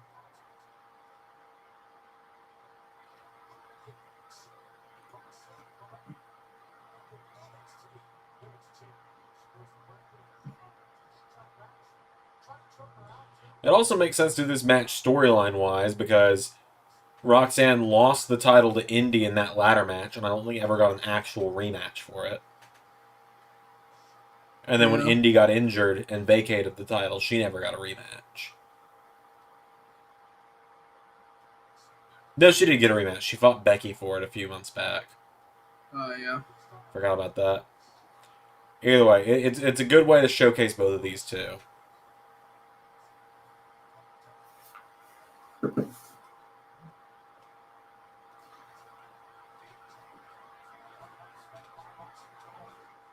But hey, one of Phil's daughters is on Raw.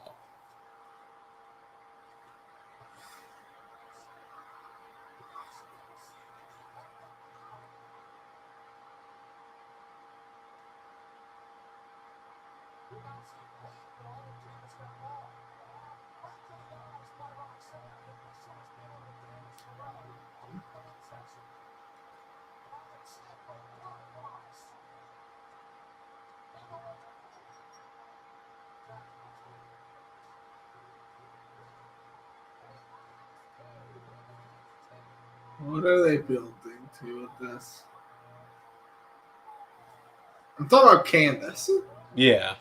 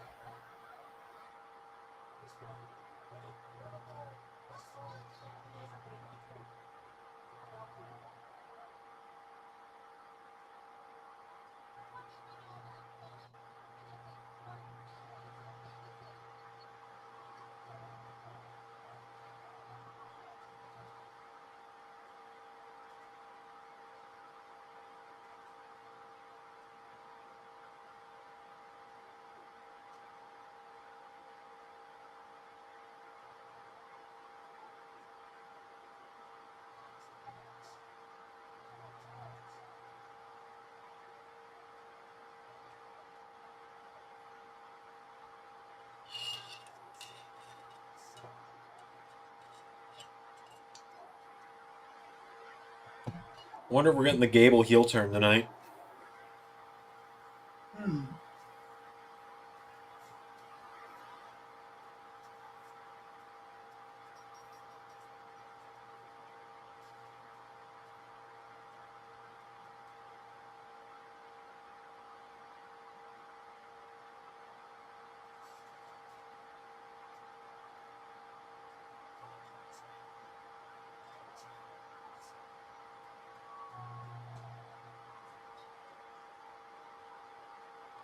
See, Zach says, I'm excited for a potential Roxy versus the A.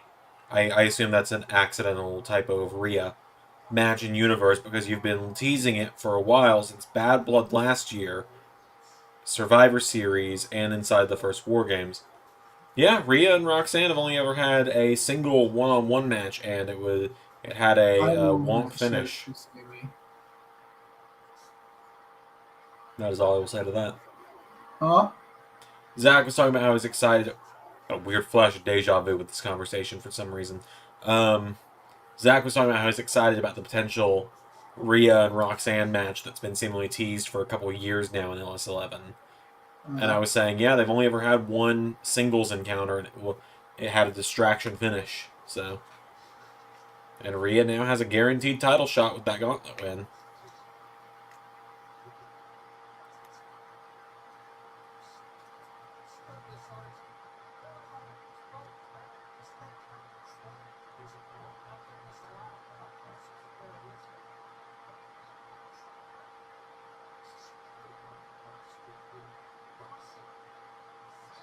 Did you see Sami Zayn's shirt? I did. Did you get it? I could not really read what it said. It says, "Yo, Khadija, I did it!" I don't get it, but At the end of Rocky 2, he screams, "Yo, Adrian, I did it! I did it!" When he's like holding up the belt. Gotcha. Yeah.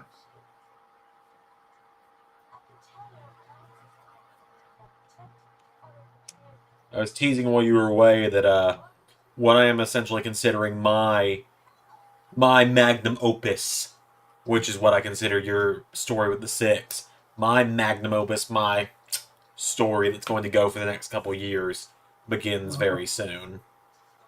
Oh. And when someone asked me how long it goes, essentially the finale of the story is WrestleMania Season 7. Uh-huh. It's what we talked about earlier. Yeah. And it all starts with a booking decision that we came to last night that not even our creative team know about, and I'm keeping them in the dark until it happens. Yeah.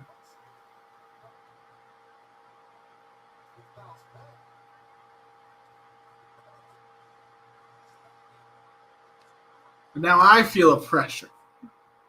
Mm. Because a very key player of this is mine. For now, yes. Yeah. So essentially, it's just like a book him right until we come to the time where a trade for him to go to my show makes sense. Yeah.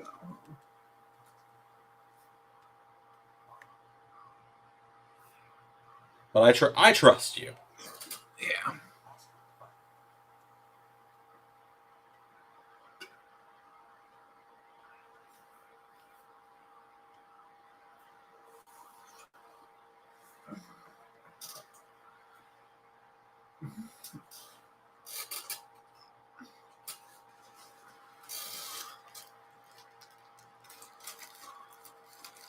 All the ads I get are for like senior citizens, I feel. I get like very random ads, and then I get like 45 seconds of "Enjoy the Zen. We'll be right back" from YouTube TV.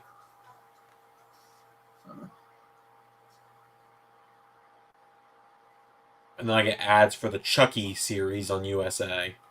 I got that too. Oh, and I'm getting a George Lopez ad.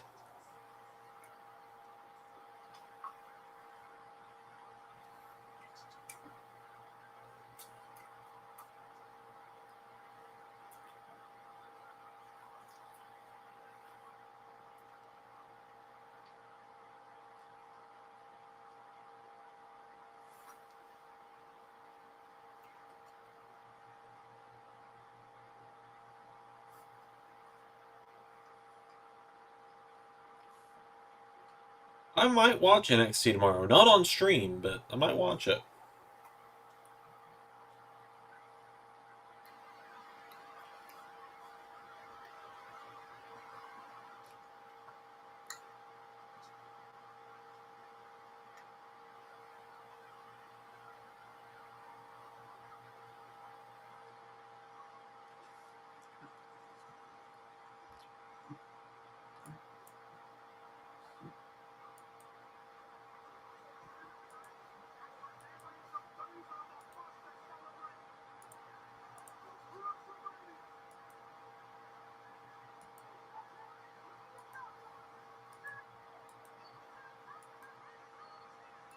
I'm so happy for Sami Zayn. Yeah. I wonder if that Fatal 4-Way is the main event tonight. I mean, it would make sense. Yeah. Do you think Drew gets it immediately, or do you think... I honestly think Drew might go into a feud with Bronson for a bit. You think Sami might go into a feud with Bronson, you said? No, I think Drew might go into a feud with Bronson. Interesting. I'm not sure they're going to immediately do the Damian Priest Drew McIntyre rematch. Yeah, I don't think so either. Look at that laugh. I could see them doing Ricochet. It's Ricochet or Jay. It's one of the faces for sure. But like, I could see them doing like, yeah, Ricochet's getting a shot at the world title, and then Triple H being like, all right, come. I'm not gonna do the voice tonight. Triple H at like Backlash being like, all right, go out there, 20 minutes, go kill it. Because they've also been doing the story of Judgment Day is a problem for Ricochet.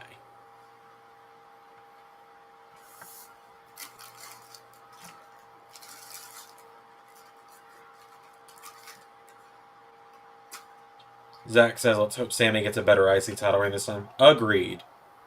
He's had the title 4 times now. Four times now he's been champion. None of them have been good, with the exception of... Like I said, if I'm booking, I'm doing Jay versus Jimmy in some sort of stipulation as the main event for Backlash. Jay versus Jimmy or Jay versus Sami? Jay versus Jimmy. Okay, I thought you said Jimmy, but I was just double checking. Yeah.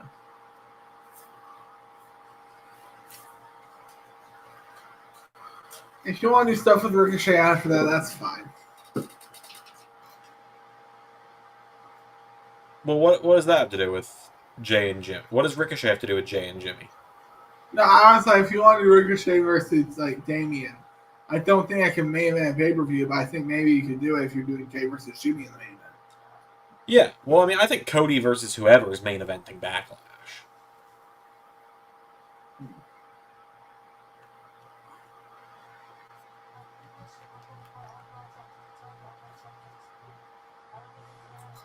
I'll admit, that's one thing I do appreciate about there being 2 titles, like 2 world titles in the brand split, is you can, as long as you've got a good main event for one of them, you can have someone unexpected challenging for the other. Well,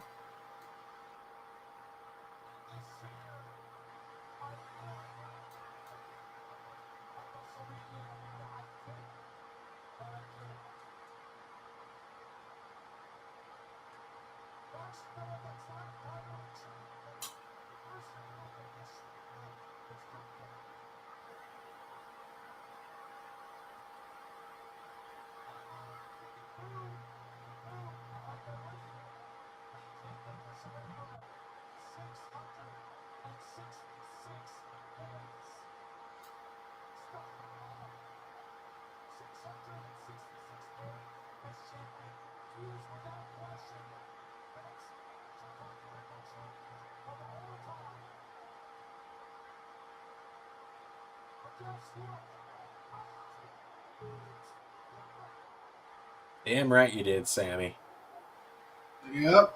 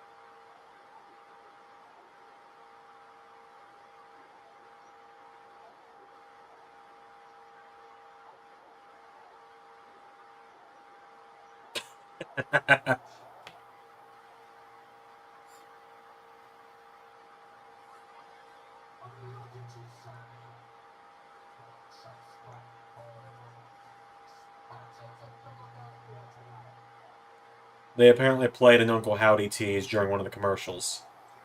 Oh.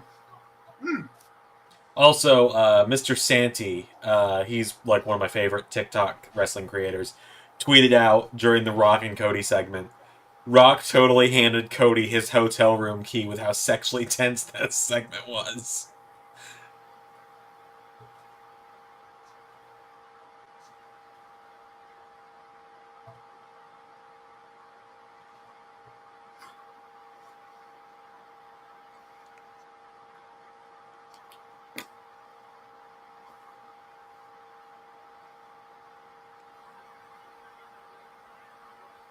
I can think of a few other things he could handle that would be worse.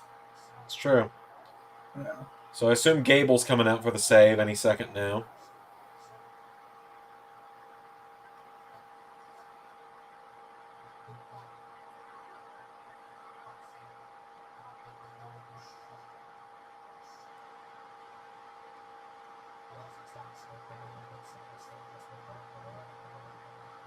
He's doing that Charles Robinson run.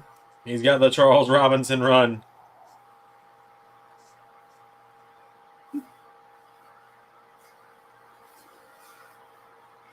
Quick, they're down! Quick, get Charles!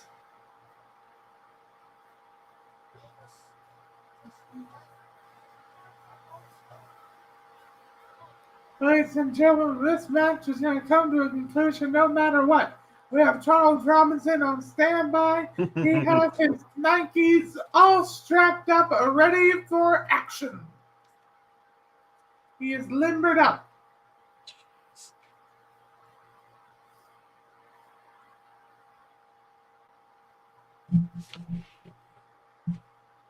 He is well hydrated. You will have no danger of cramps. Let's see. While we're live, I think I'm going to work on the Royal Rumble graphics for this season. So I haven't done that yet. Set the Raw up. The Royal Rumble. Very nice.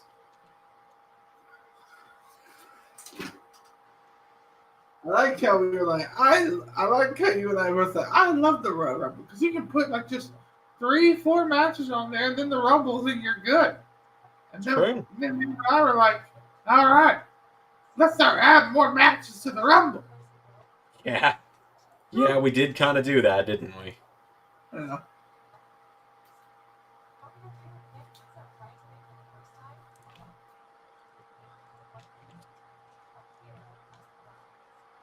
Everything the fans are like, Jesus Christ, these people want to tell more stories. Right.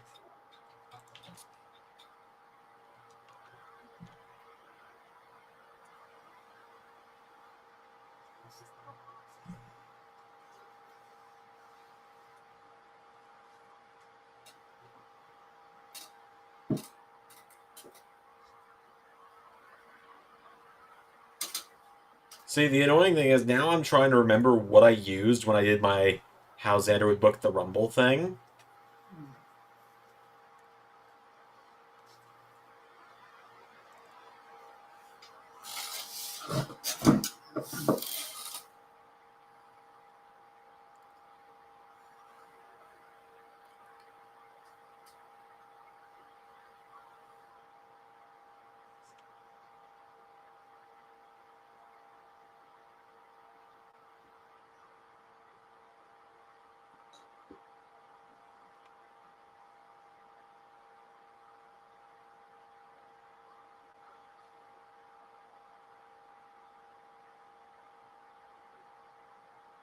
I don't like that.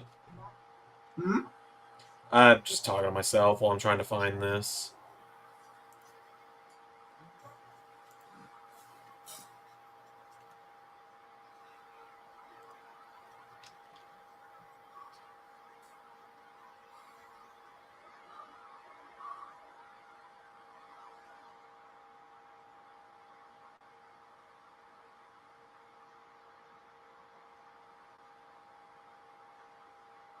Talking about long-term storytelling, Samoa Joe going after 3 years finally got the title match he was promised. It wasn't even that like he was getting the WWE title match he was promised, Zach. It was just that he made the most sense to challenge. It wasn't like it wasn't the long storm tour. You good? Me? Yeah. Oh yeah, I'm so tired. Okay, I was gonna say you look like you're falling asleep over there.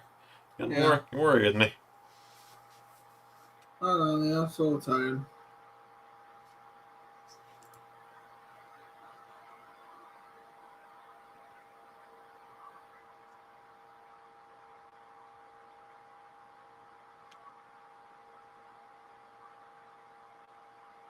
Dealing with more car shit. Wow, that's always fun. Yeah. Turns out my O2 sensor is just bad. Oh, lovely. Yeah. So I've had the evap system worked on. I've had multiple things done to it. Always fun. Yeah. Just so I can get this fucking tag renewed. Yeah. Yeah. Oh boy. Oh, hold on.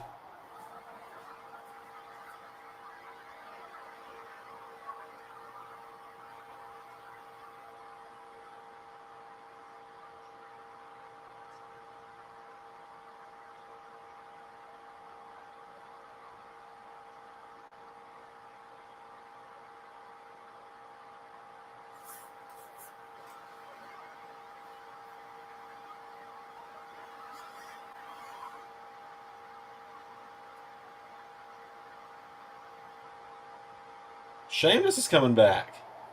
Oh.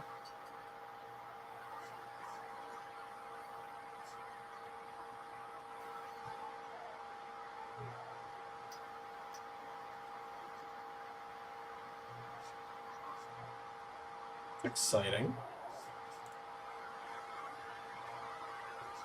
Oh my sweet God, Xander. What? Imagine if Sheamus won the world title.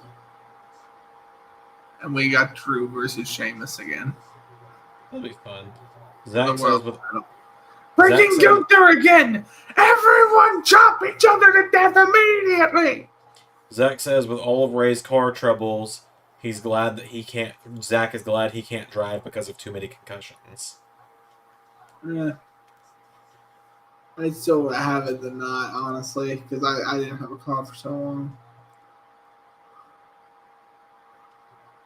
Yeah, it's just unfortunately Yeah. just kind of happens. Unfortunately.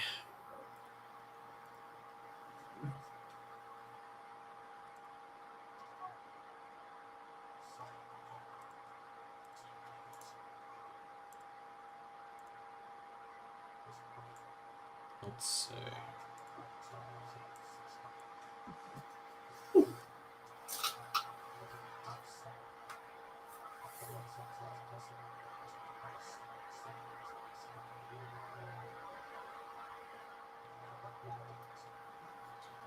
Pierre says, "Screw it. Have a heel Sheamus dethrone Sammy with Gunther's help." Maybe. Yeah, maybe.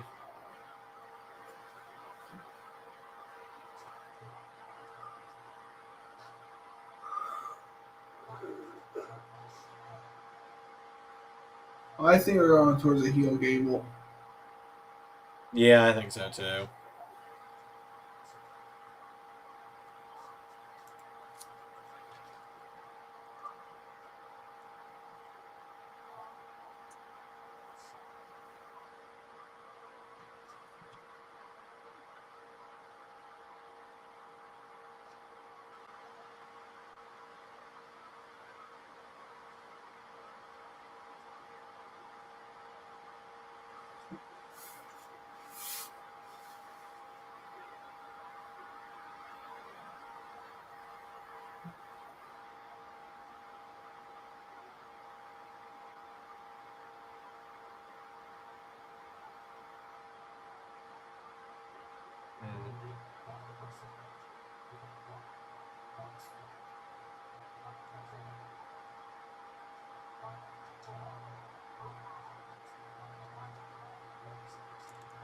That's what it was. What? Never mind, that wasn't it. I'm trying to find. I'm going in my search history from January to try and find the background I used for my How I Would Book the Royal Rumble video.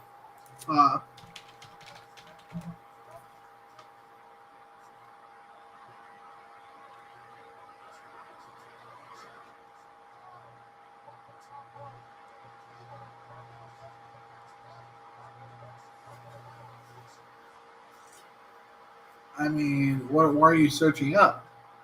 It's like a glowing background. I'm just trying to remember what I called it. Oh. Because it was in January when I did it. I still gotta download more AEW stuff for my game. Yeah. Yeah. Oh, by the way, did you go back to my old save? No, I haven't. On Steam? Oh, wait, did I go back to, like, your profile? Yeah. Yeah, I removed mine, so you're good. Okay.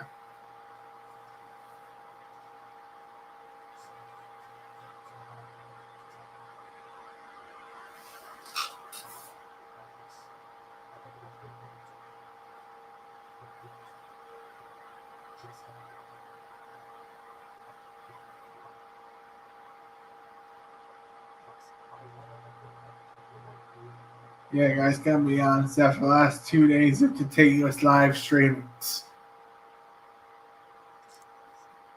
Let it be known I offered you an out on this one. I know.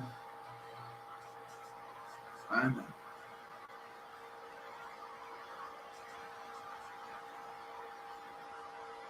took a nap today. I feel great.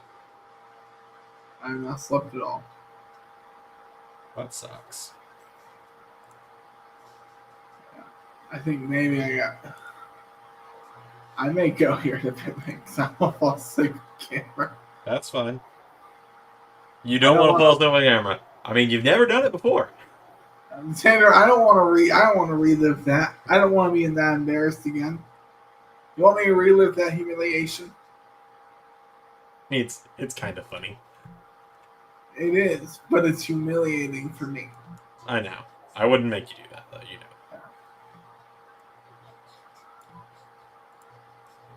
Like I say, a version of failure, a version of looking bad. That's how I am, guys.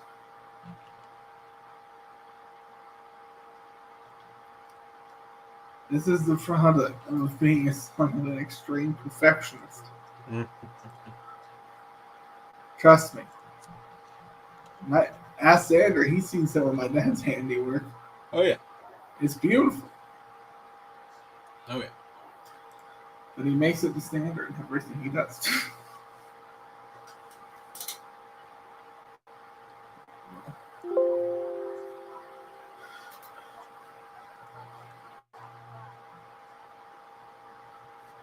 But before I go, I do want to remind people, AEW this Wednesday. I don't know what the release is going to be because I might want to premiere it. There's some big stuff going on. Isn't it the first AEW on 2K? Like 24? Yeah. Premiere that shit. Yeah. But I also have to work Wednesday night. Handle the premiere, you know that. Yeah, I know. Alright. Just make it 6 p.m. that it premieres, not 5. That way I'm not driving home during it. Okay. Then I can cover it. Yeah. Because few things are happening. I will announce the next special because we're done doing buy-in as a special. Okay. I didn't even know that. Yeah. So I will announce the new special. We're going to announce the new commissioner. We're going to announce the new championship. So big developments in all elite wrestling. Yeah. Yeah. And I'm trying my best to hold it together as it appears the real life company somewhat declines week after week. Well, you're not excited about the Young Bucks showing the all-in footage this week? I may watch it out of curiosity. Be like, what are they gonna show? Right. Are they gonna show two wrestlers who haven't been on screen in months, like just getting into it? Like what?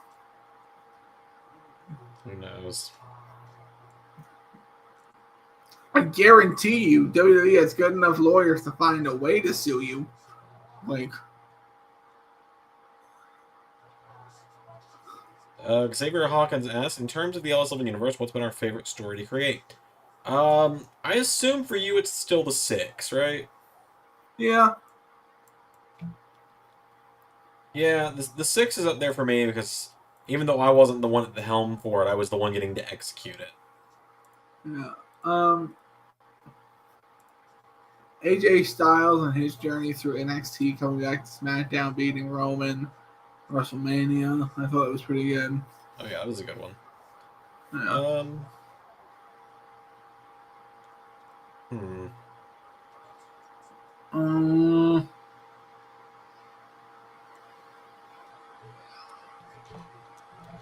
John Cena and his and his world title thing. Yeah, I was about to say that's exactly what I was about to say. I really enjoyed getting to do that story. Yeah. The Seth Rollins story that's just kind of still ongoing has been very fun for me. Yeah, of course you have the Gargano Ciampa saga. Oh yeah, one final beat. How can you ever forget?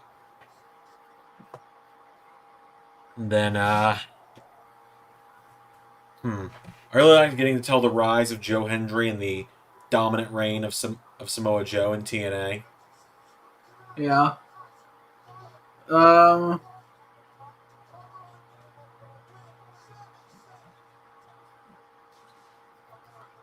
I think now my favorite story, because we're now at the crescendo of it, I've got to do so far, and we're going to do something else. We're going to show them the next direction with it this coming Wednesday. Is what I've done with MJF. Yeah, true. Yeah.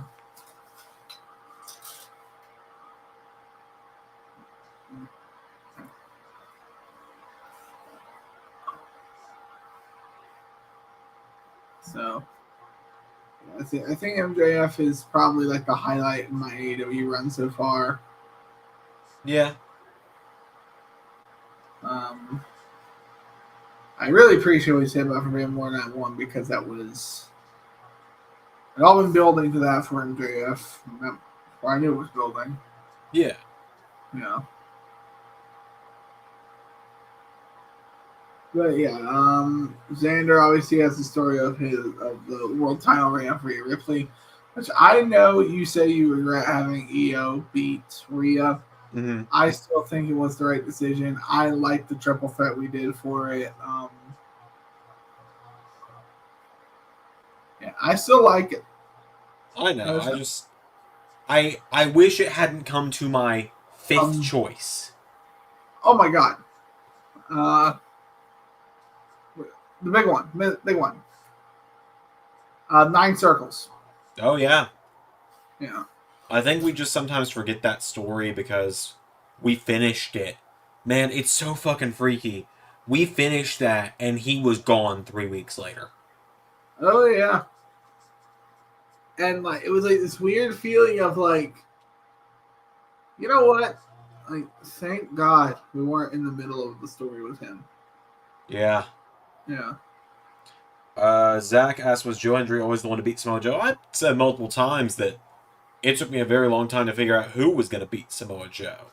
Sami Callihan was going to do it at one point. Jay White was going to do it at one point. Bray was going to do it at one point. Yeah.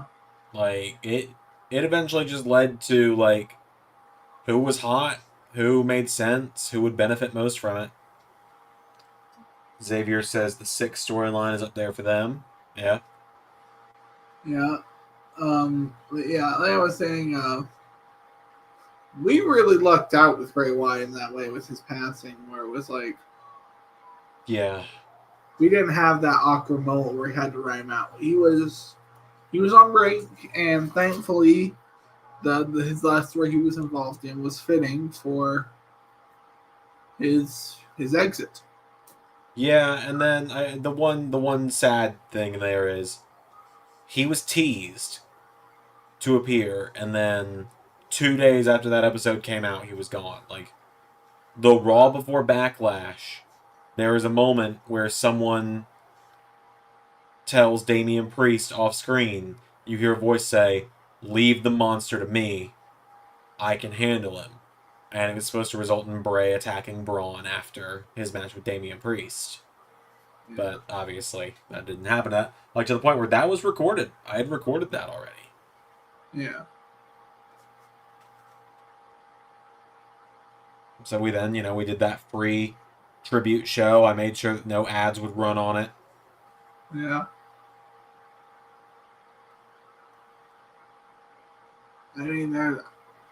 Ads already run on a lot of our stuff that of money we don't get, so. Yeah.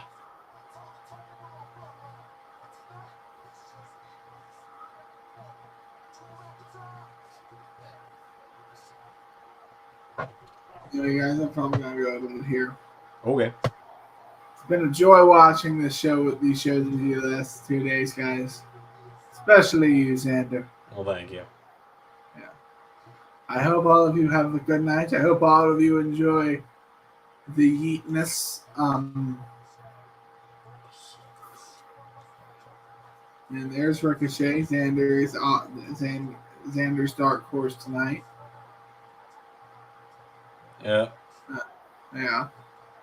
That'll be interesting to find out what happens there. But yeah, I'll talk with you all tomorrow. I'll see you all Wednesday. Bye. Bye.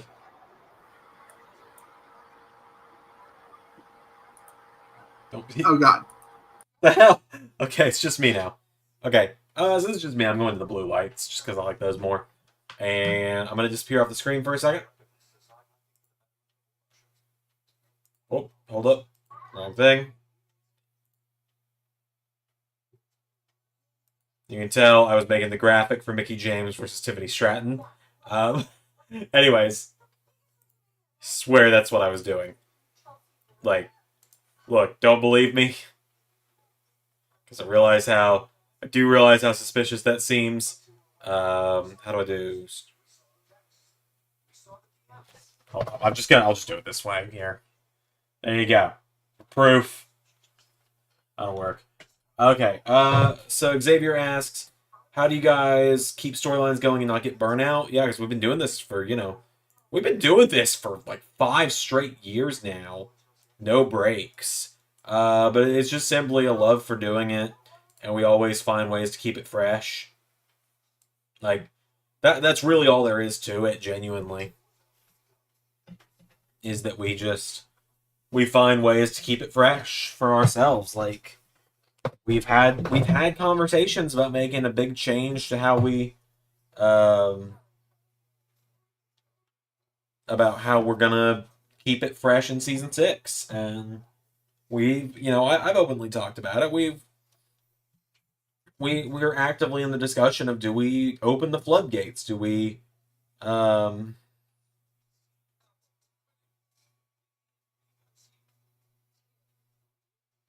really what do you say?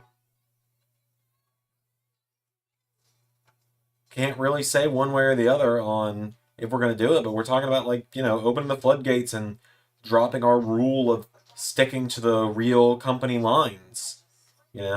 Like allowing people to go to different companies that aren't actually there. We talked about that a little this weekend, and I think there were decent arguments on both sides of it. Like Ray put his argument for why we should stick to our guns. I made my statement for why I think shifting it and opening those floodgates a little bit could be a good move for both of us. I don't know what we're ultimately going to do. I don't know if we're going to kind of do like a season 3 kind of thing, where for a lot of season 3 we tried it and we ultimately backpedaled on it pretty quickly. But I enjoyed what we did with it. I think it was really testing the waters is what we were doing with it then.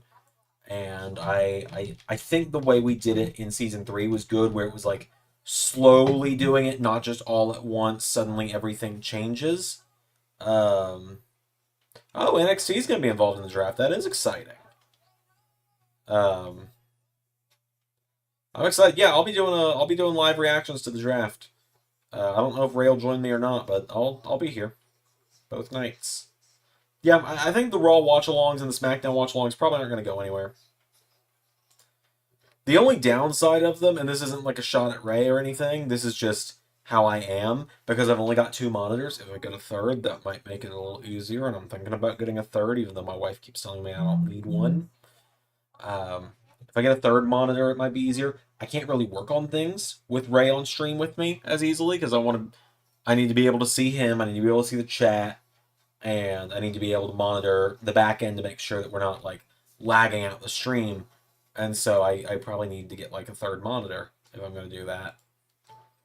Which maybe I will do that. And my wife, God love her, has made the rule that I'm not allowed to get a third monitor until she buys herself a second. Here's the thing about my wife. She doesn't like to spend money ever. So she's probably never going to buy herself a second monitor.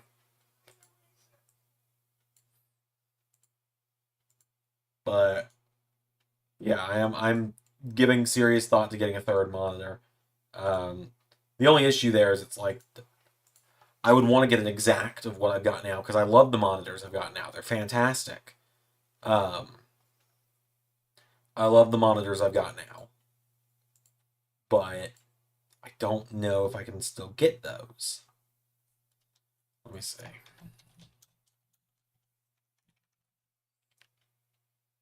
See if I can find them real quick.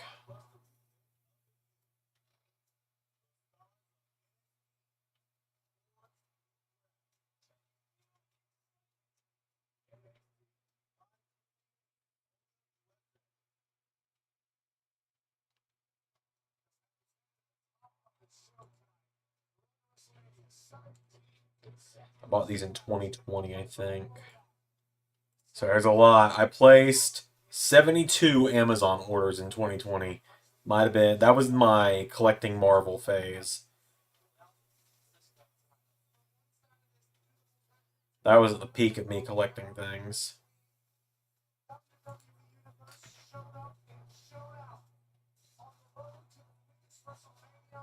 Let's see.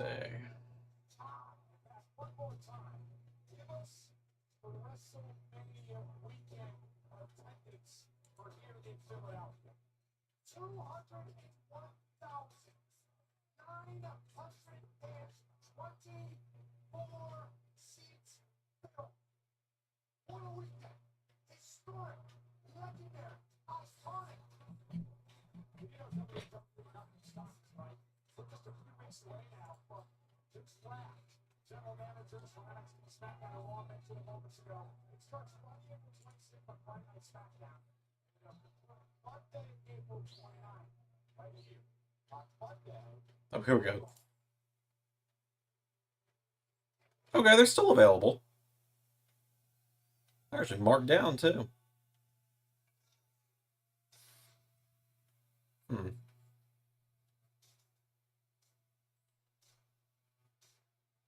Nice.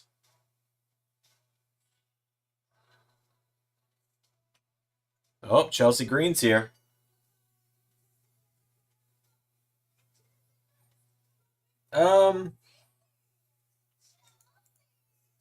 PR asks, has the introduction of the Women's North American title influenced the idea of introducing a women's mid-card title anyway? We've talked a little bit about it. We talked a little bit about it yesterday behind the scenes. It's one of those things where we're kind of just waiting for WWE themselves to do it. But I do intend to bring in the Women's North American title. I just need to have creative ideas for it first.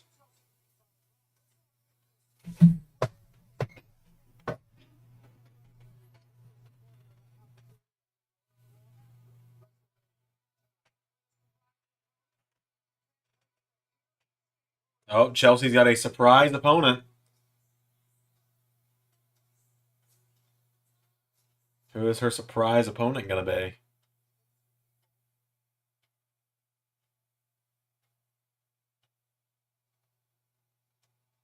Oh. Oh, no. Oh, poor Chelsea, indeed.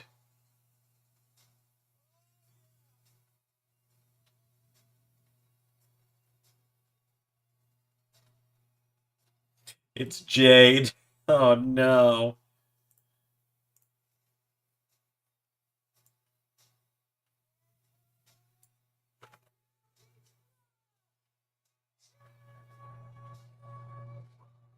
Oh, this isn't gonna go well for poor old Chelsea.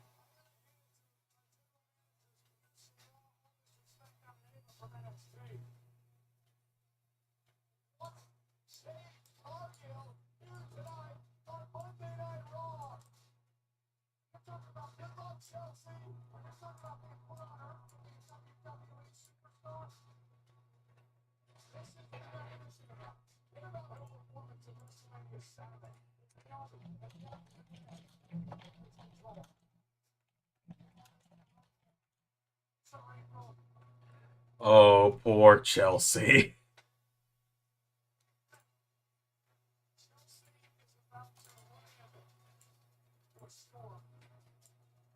So what was everyone's favorite match from Forbidden War 2 this weekend?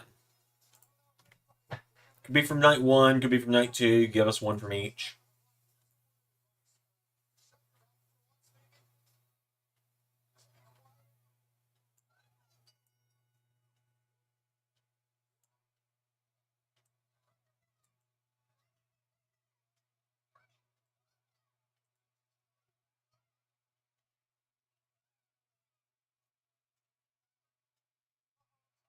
Oh god.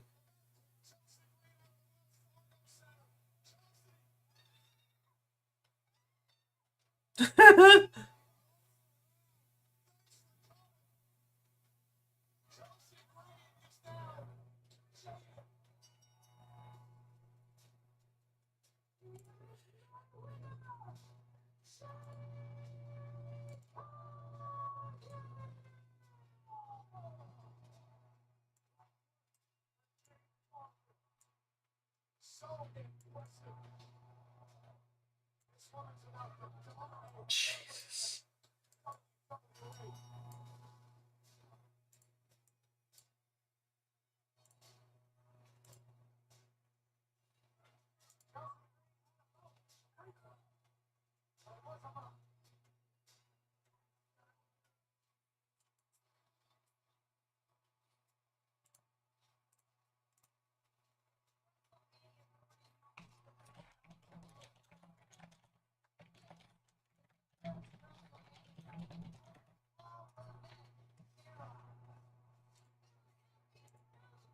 Let's see. I'm having to look at what the Rumble match card is right now because I can, for the life of me, not remember everything I've booked.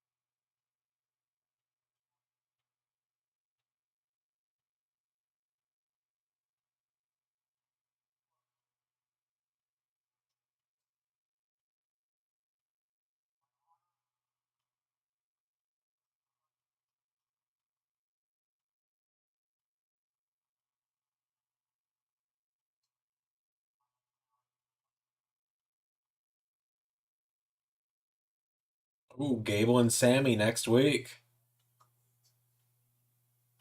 Gonna be good.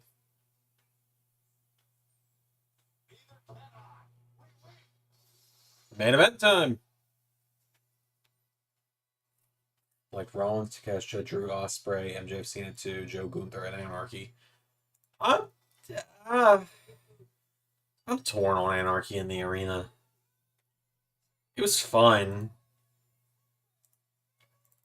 I don't know. I don't know if it turned out as well as I hoped it would. I might just be being harsh on myself with it.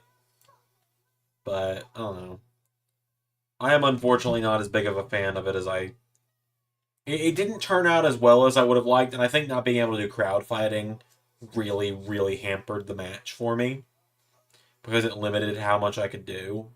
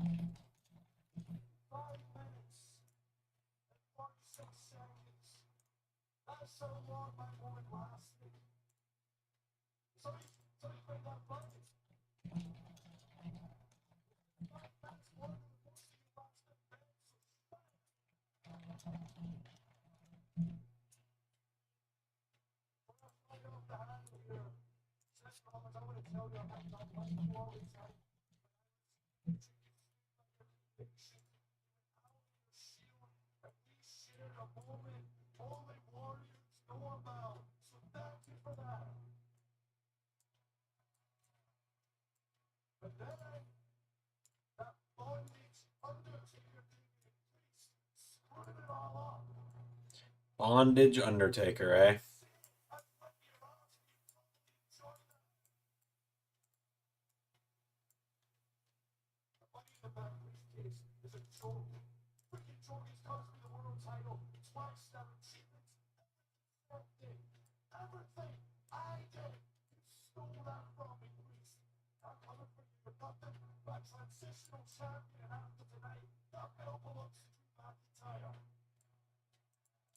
Fiery promo from Drew.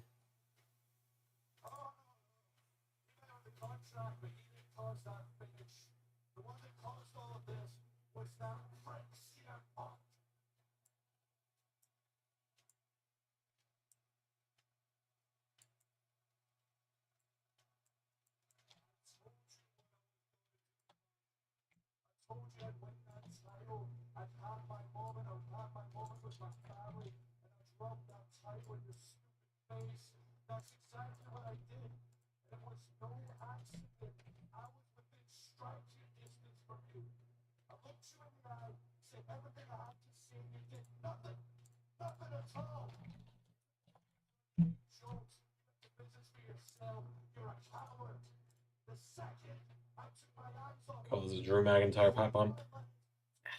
I think you're overusing the word pipe bomb. It's just a fiery promo, dude.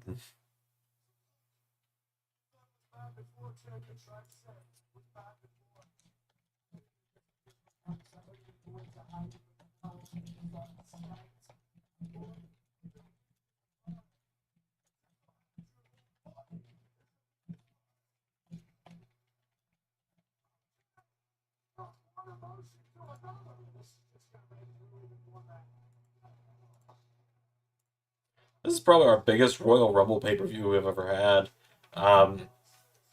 All four top titles, both men's, both women's, on the line. The Tiffany and Mickey match. Raw tag titles are going to be on the line. And then 2 Rumble matches. So it's an 8-match card for the Royal Rumble of all things.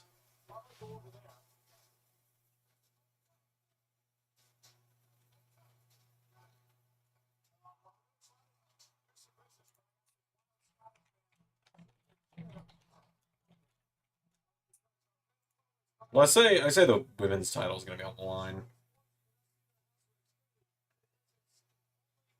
I say both women's titles are on the line. I think we've actually only planned for one to be on the line.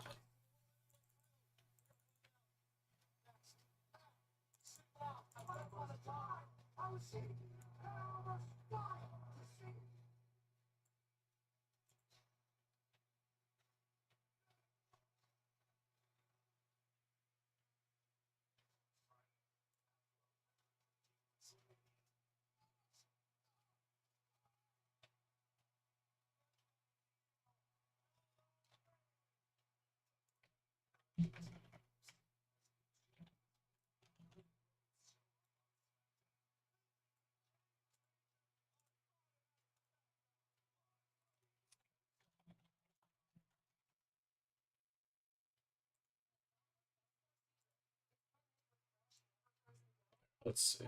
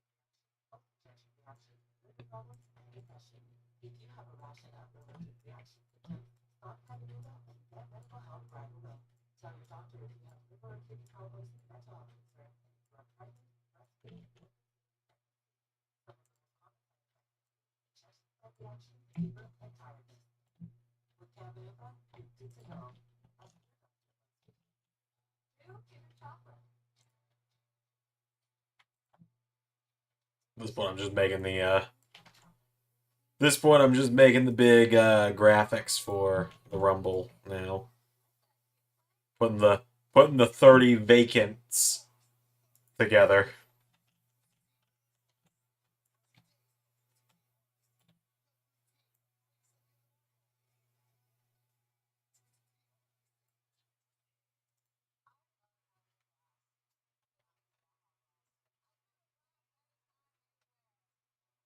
And it's like people might wonder, why do you why would you, put just all the vacants there for 30 slots? It's like, well, quite simply, the reason I do it is that way I can keep track of how many names I announce, so I don't accidentally announce all 30 entries, because you gotta have some surprise slots. It's like I've grown to kind of appreciate the Triple H thing. Keep it down to like 2 or 3. Like, this year we had like 2 or 3 unannounced slots, and they went to a returning Sami Zayn. They went to Sammy. They went to Braun Breaker, and someone else. Yeah, we know 2 people so far with Cena and Punk, but I always put the 30 vacants and then remove them over time is what I do. Let's see, who do we know about? Who didn't we know about in the Rumble? Braun Breaker we didn't know about. Pat McAfee, right? He had and Omos was technically a surprise entrant because we only see him every so often. And Andrade, so we had like 4 unannounced slots, and they went to a return. They went to 2. They went to a re-signing, a return of Omos, a debut of Braun Breaker, a waste of space with Pat McAfee, and a returning Sami Zayn.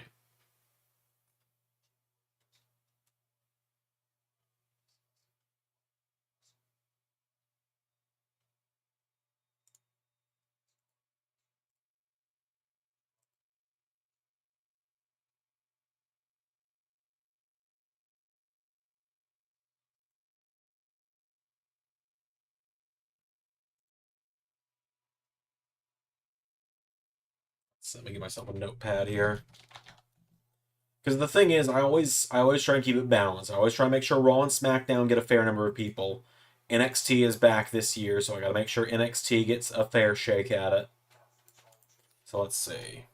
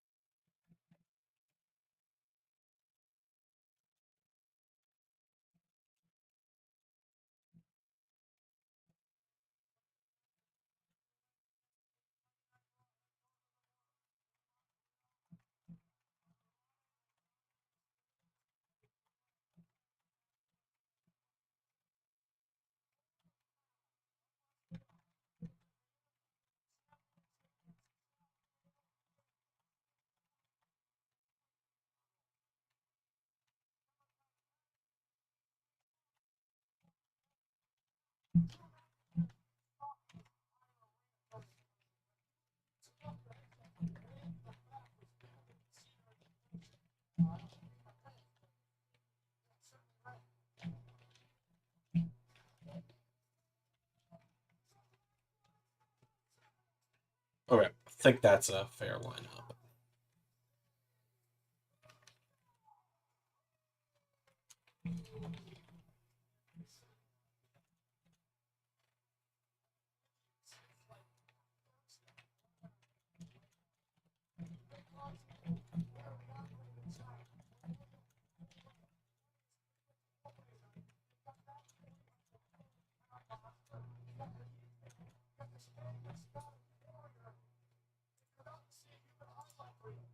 Yeah, I'm sticking with my guns. I'm sticking with Ricochet for this.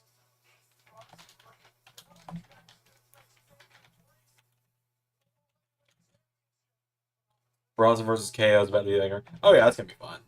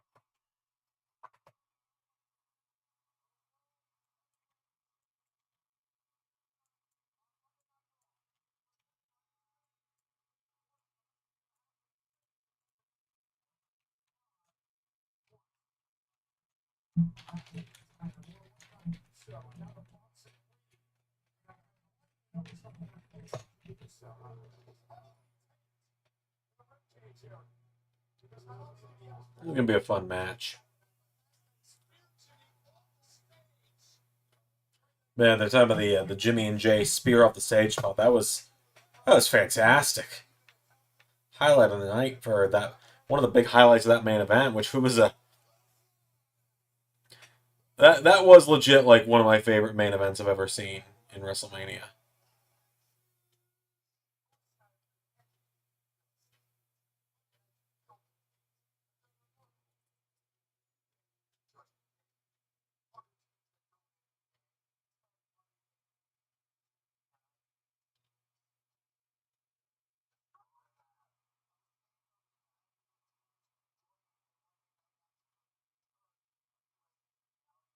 Okay, let's see here.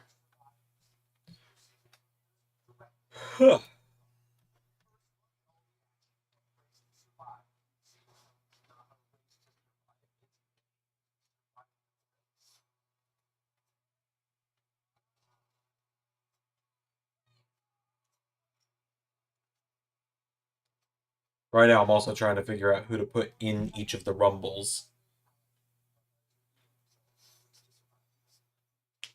I'm not going to give a distinct number of how many from Raw, how many from SmackDown, how many NXT cameos, how many Legend/surprise cameos I'm planning.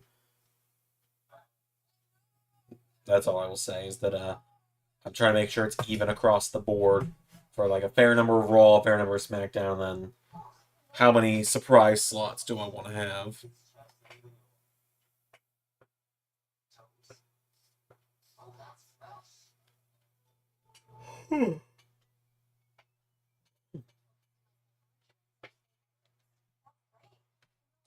Let's see.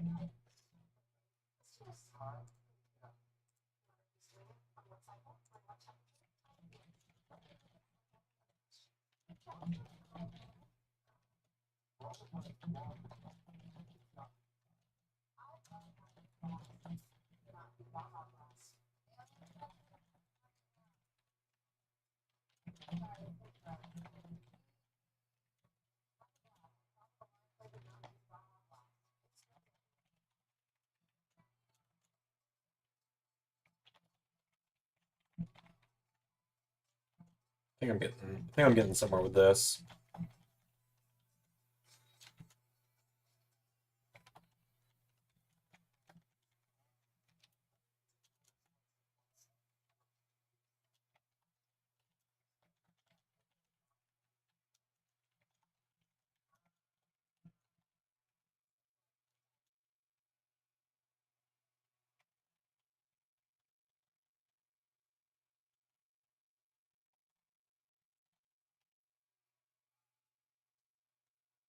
Yeah, it's a good lineup.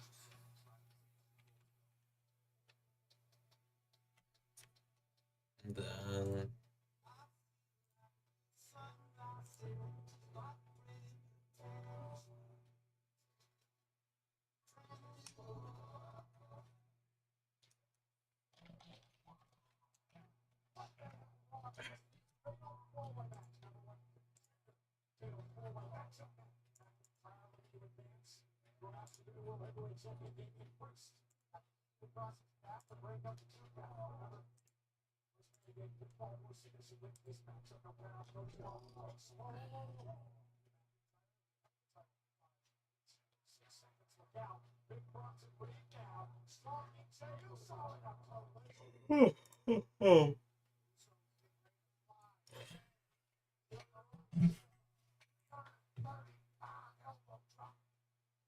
oh yeah, when I did the big website update this weekend, um,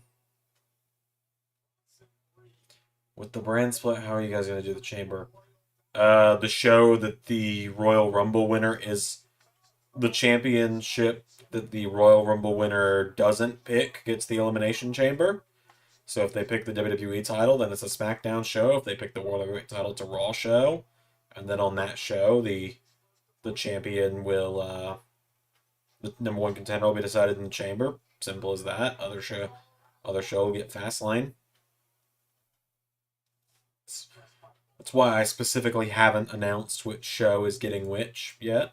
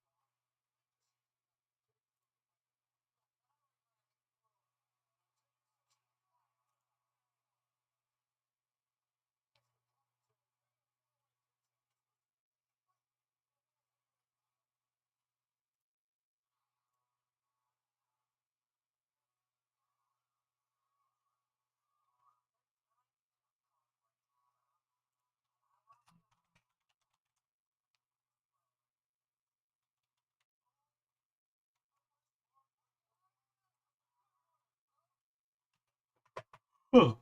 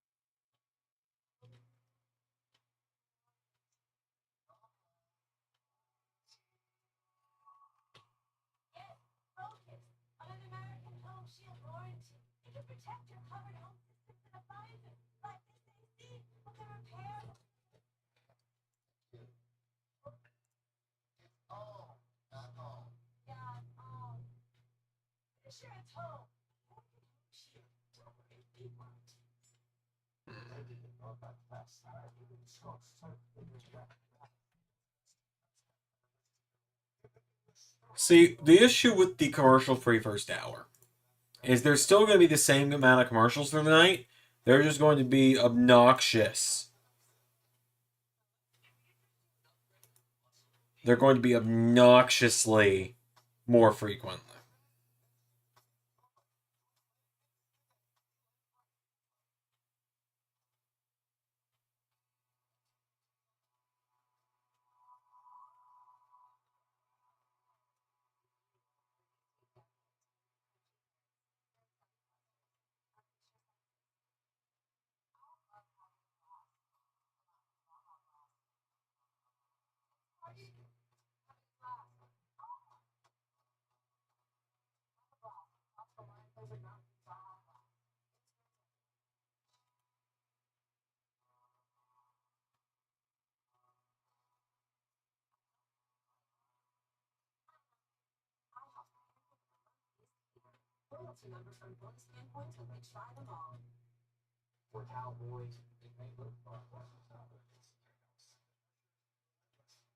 I'm glad Sheamus is back.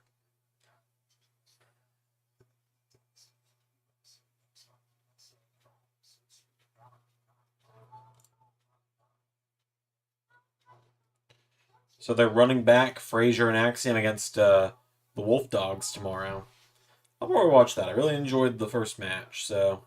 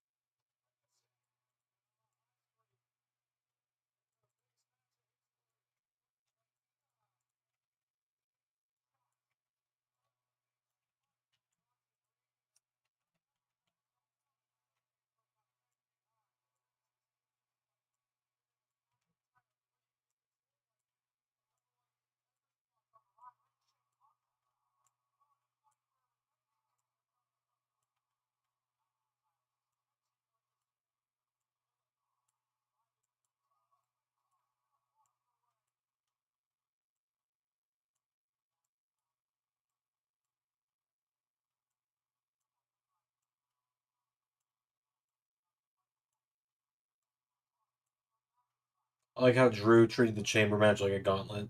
Beat one, then another came in. It's my favorite chamber moment. Yeah, that was a fun chamber to do. I enjoyed that. Because, like I've said before, that chamber was so predictable who was gonna win. That like I needed to do something that would, give people something to be like, oh my god. Hey, JJ says, hey, Xander, dropping in before I go to work. How's the Raw main event? Main event, pretty great, actually. Like, nothing groundbreaking, I wouldn't say, but some fun cameos, some fun appearances, some fun matches as well. I will warn you from when you watch it, the opening overstays its welcome a little bit. And that's all I will say there. But pretty good, pretty good. Thank you for dropping by, JJ. Great to see you as always. There are only 5 minutes left in Raw, unless they do an overrun.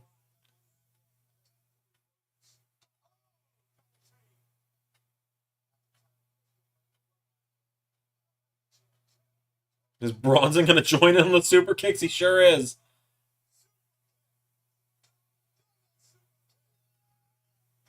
I do like that the winner of the Andre Battle Royal in Bronson Reed is getting a number one contenders match to the world title.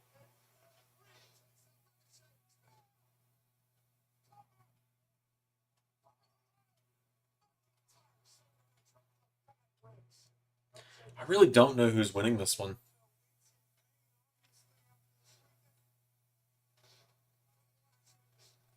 I feel like Ricochet makes the most sense because of the face heel dynamic. Drew, it's too soon. You gotta have him go through the chase again before winning it in Scotland. Bronson, just that dynamic doesn't work, and you gotta think they're gonna do Jay and Jimmy part 2.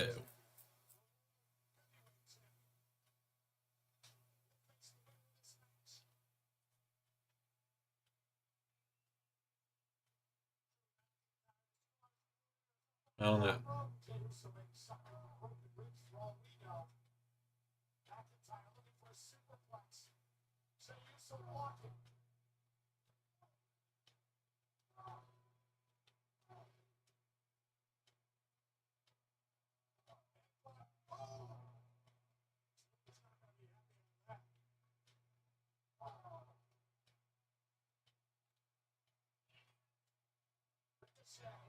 I can't wait to watch. Still on cloud none of us. That's maybe they have to hold off with Drew for Scotland, right? Yeah, I agree.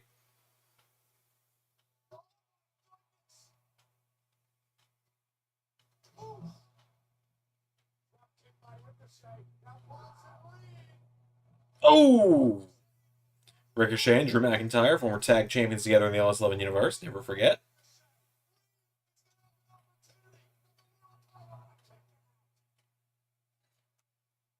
Won the titles together the first night of 2K23 universe. Good times.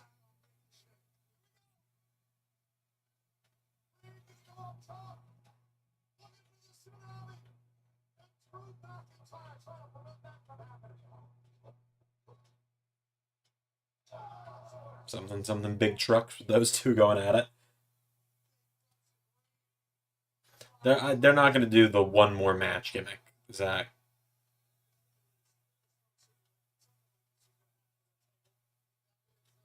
It's not going to be, I just need one more match. It's going to be like, you know. Because the one more match gimmick is stupid, because how many one more matches did Christian get? Like, he fought Orton like 7 times, and he won one of them, and it was by disqualification. Whereas what I'm saying with Drew is it'll be something along the lines of, he keeps trying to get that rematch with Priest, but things keep getting in the way.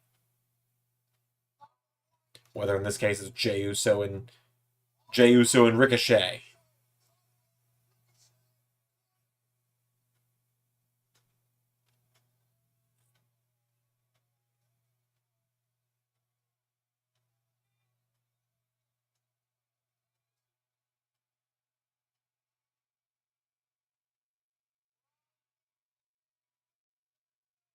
Ricochet, what are you doing?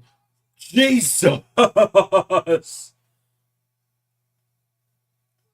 You are a fucking madman.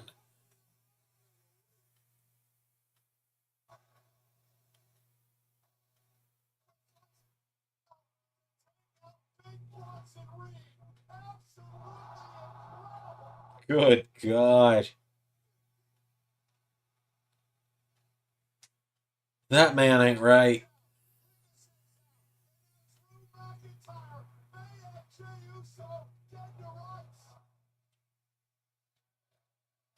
Well, they might just do Jay and Damian. I might be wrong.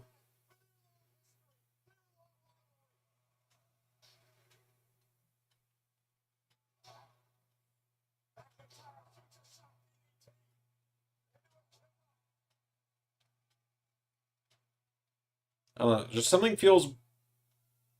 I'm not going to say wrong.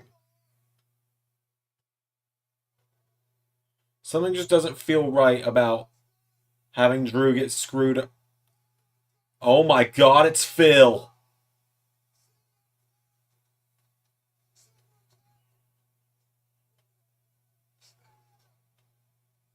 Fuck, why not? Phil!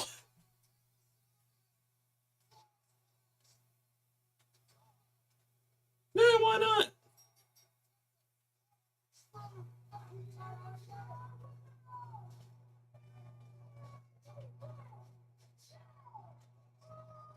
Punk's not wearing the brace.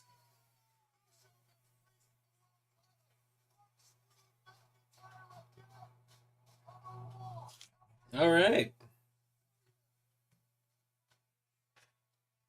Cool. Pretty good show overall.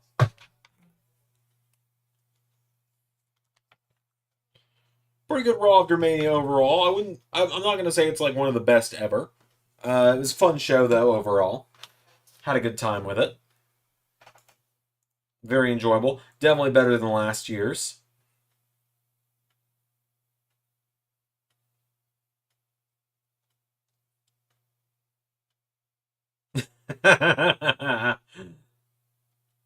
Dijak, I don't know if it'll show at all or not on my screen. This is what Dijak just tweeted out.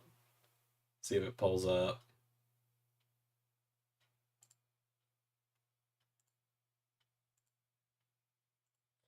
Three years ago, this was the closing shot on the Raw after Mania, and I swear to God, I'm not making this shit up. I remember this. I remember watching this live on the channel and be like, what the fuck? Gotta love Dijak, man.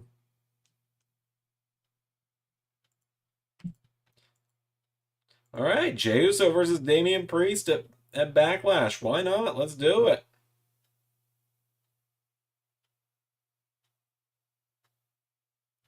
All right. Yeah, solid 7 out of 10. I agree with Pierre on that. It's a 7 out of 10 Raw. Wasn't groundbreaking, but it was fun. Very fun show. I'm gonna go to bed here in a minute. I got a few things to do around the house before bed. I gotta feed the cats. I gotta take care of their I gotta take care of the litter box and all that. But yeah, yeah. Look how far Dijak's come. Give him the NXT strap. If not him, then Trick. Yeah, I agree. If not Dijak, then give it to Trick. For sure. All right, cool. I'm going to call it a night. Thank you all for tuning in. I will see you live next on Friday for SmackDown. So be sure to be here for that. That's going to be a fun show. I'm very excited for it. SmackDown after Mania. I feel like there might be bigger things coming on that than what we got tonight. But it was a fun show nonetheless. I really did enjoy the Raw after Mania, all things considered. Not an all-timer by any means, but it was fun. Solid 7 out of 10 show. All right, and JJ, while you're here, look what I bought. Look what I bought today. All right, have a great rest of your night, everyone. All right, JJ, have fun.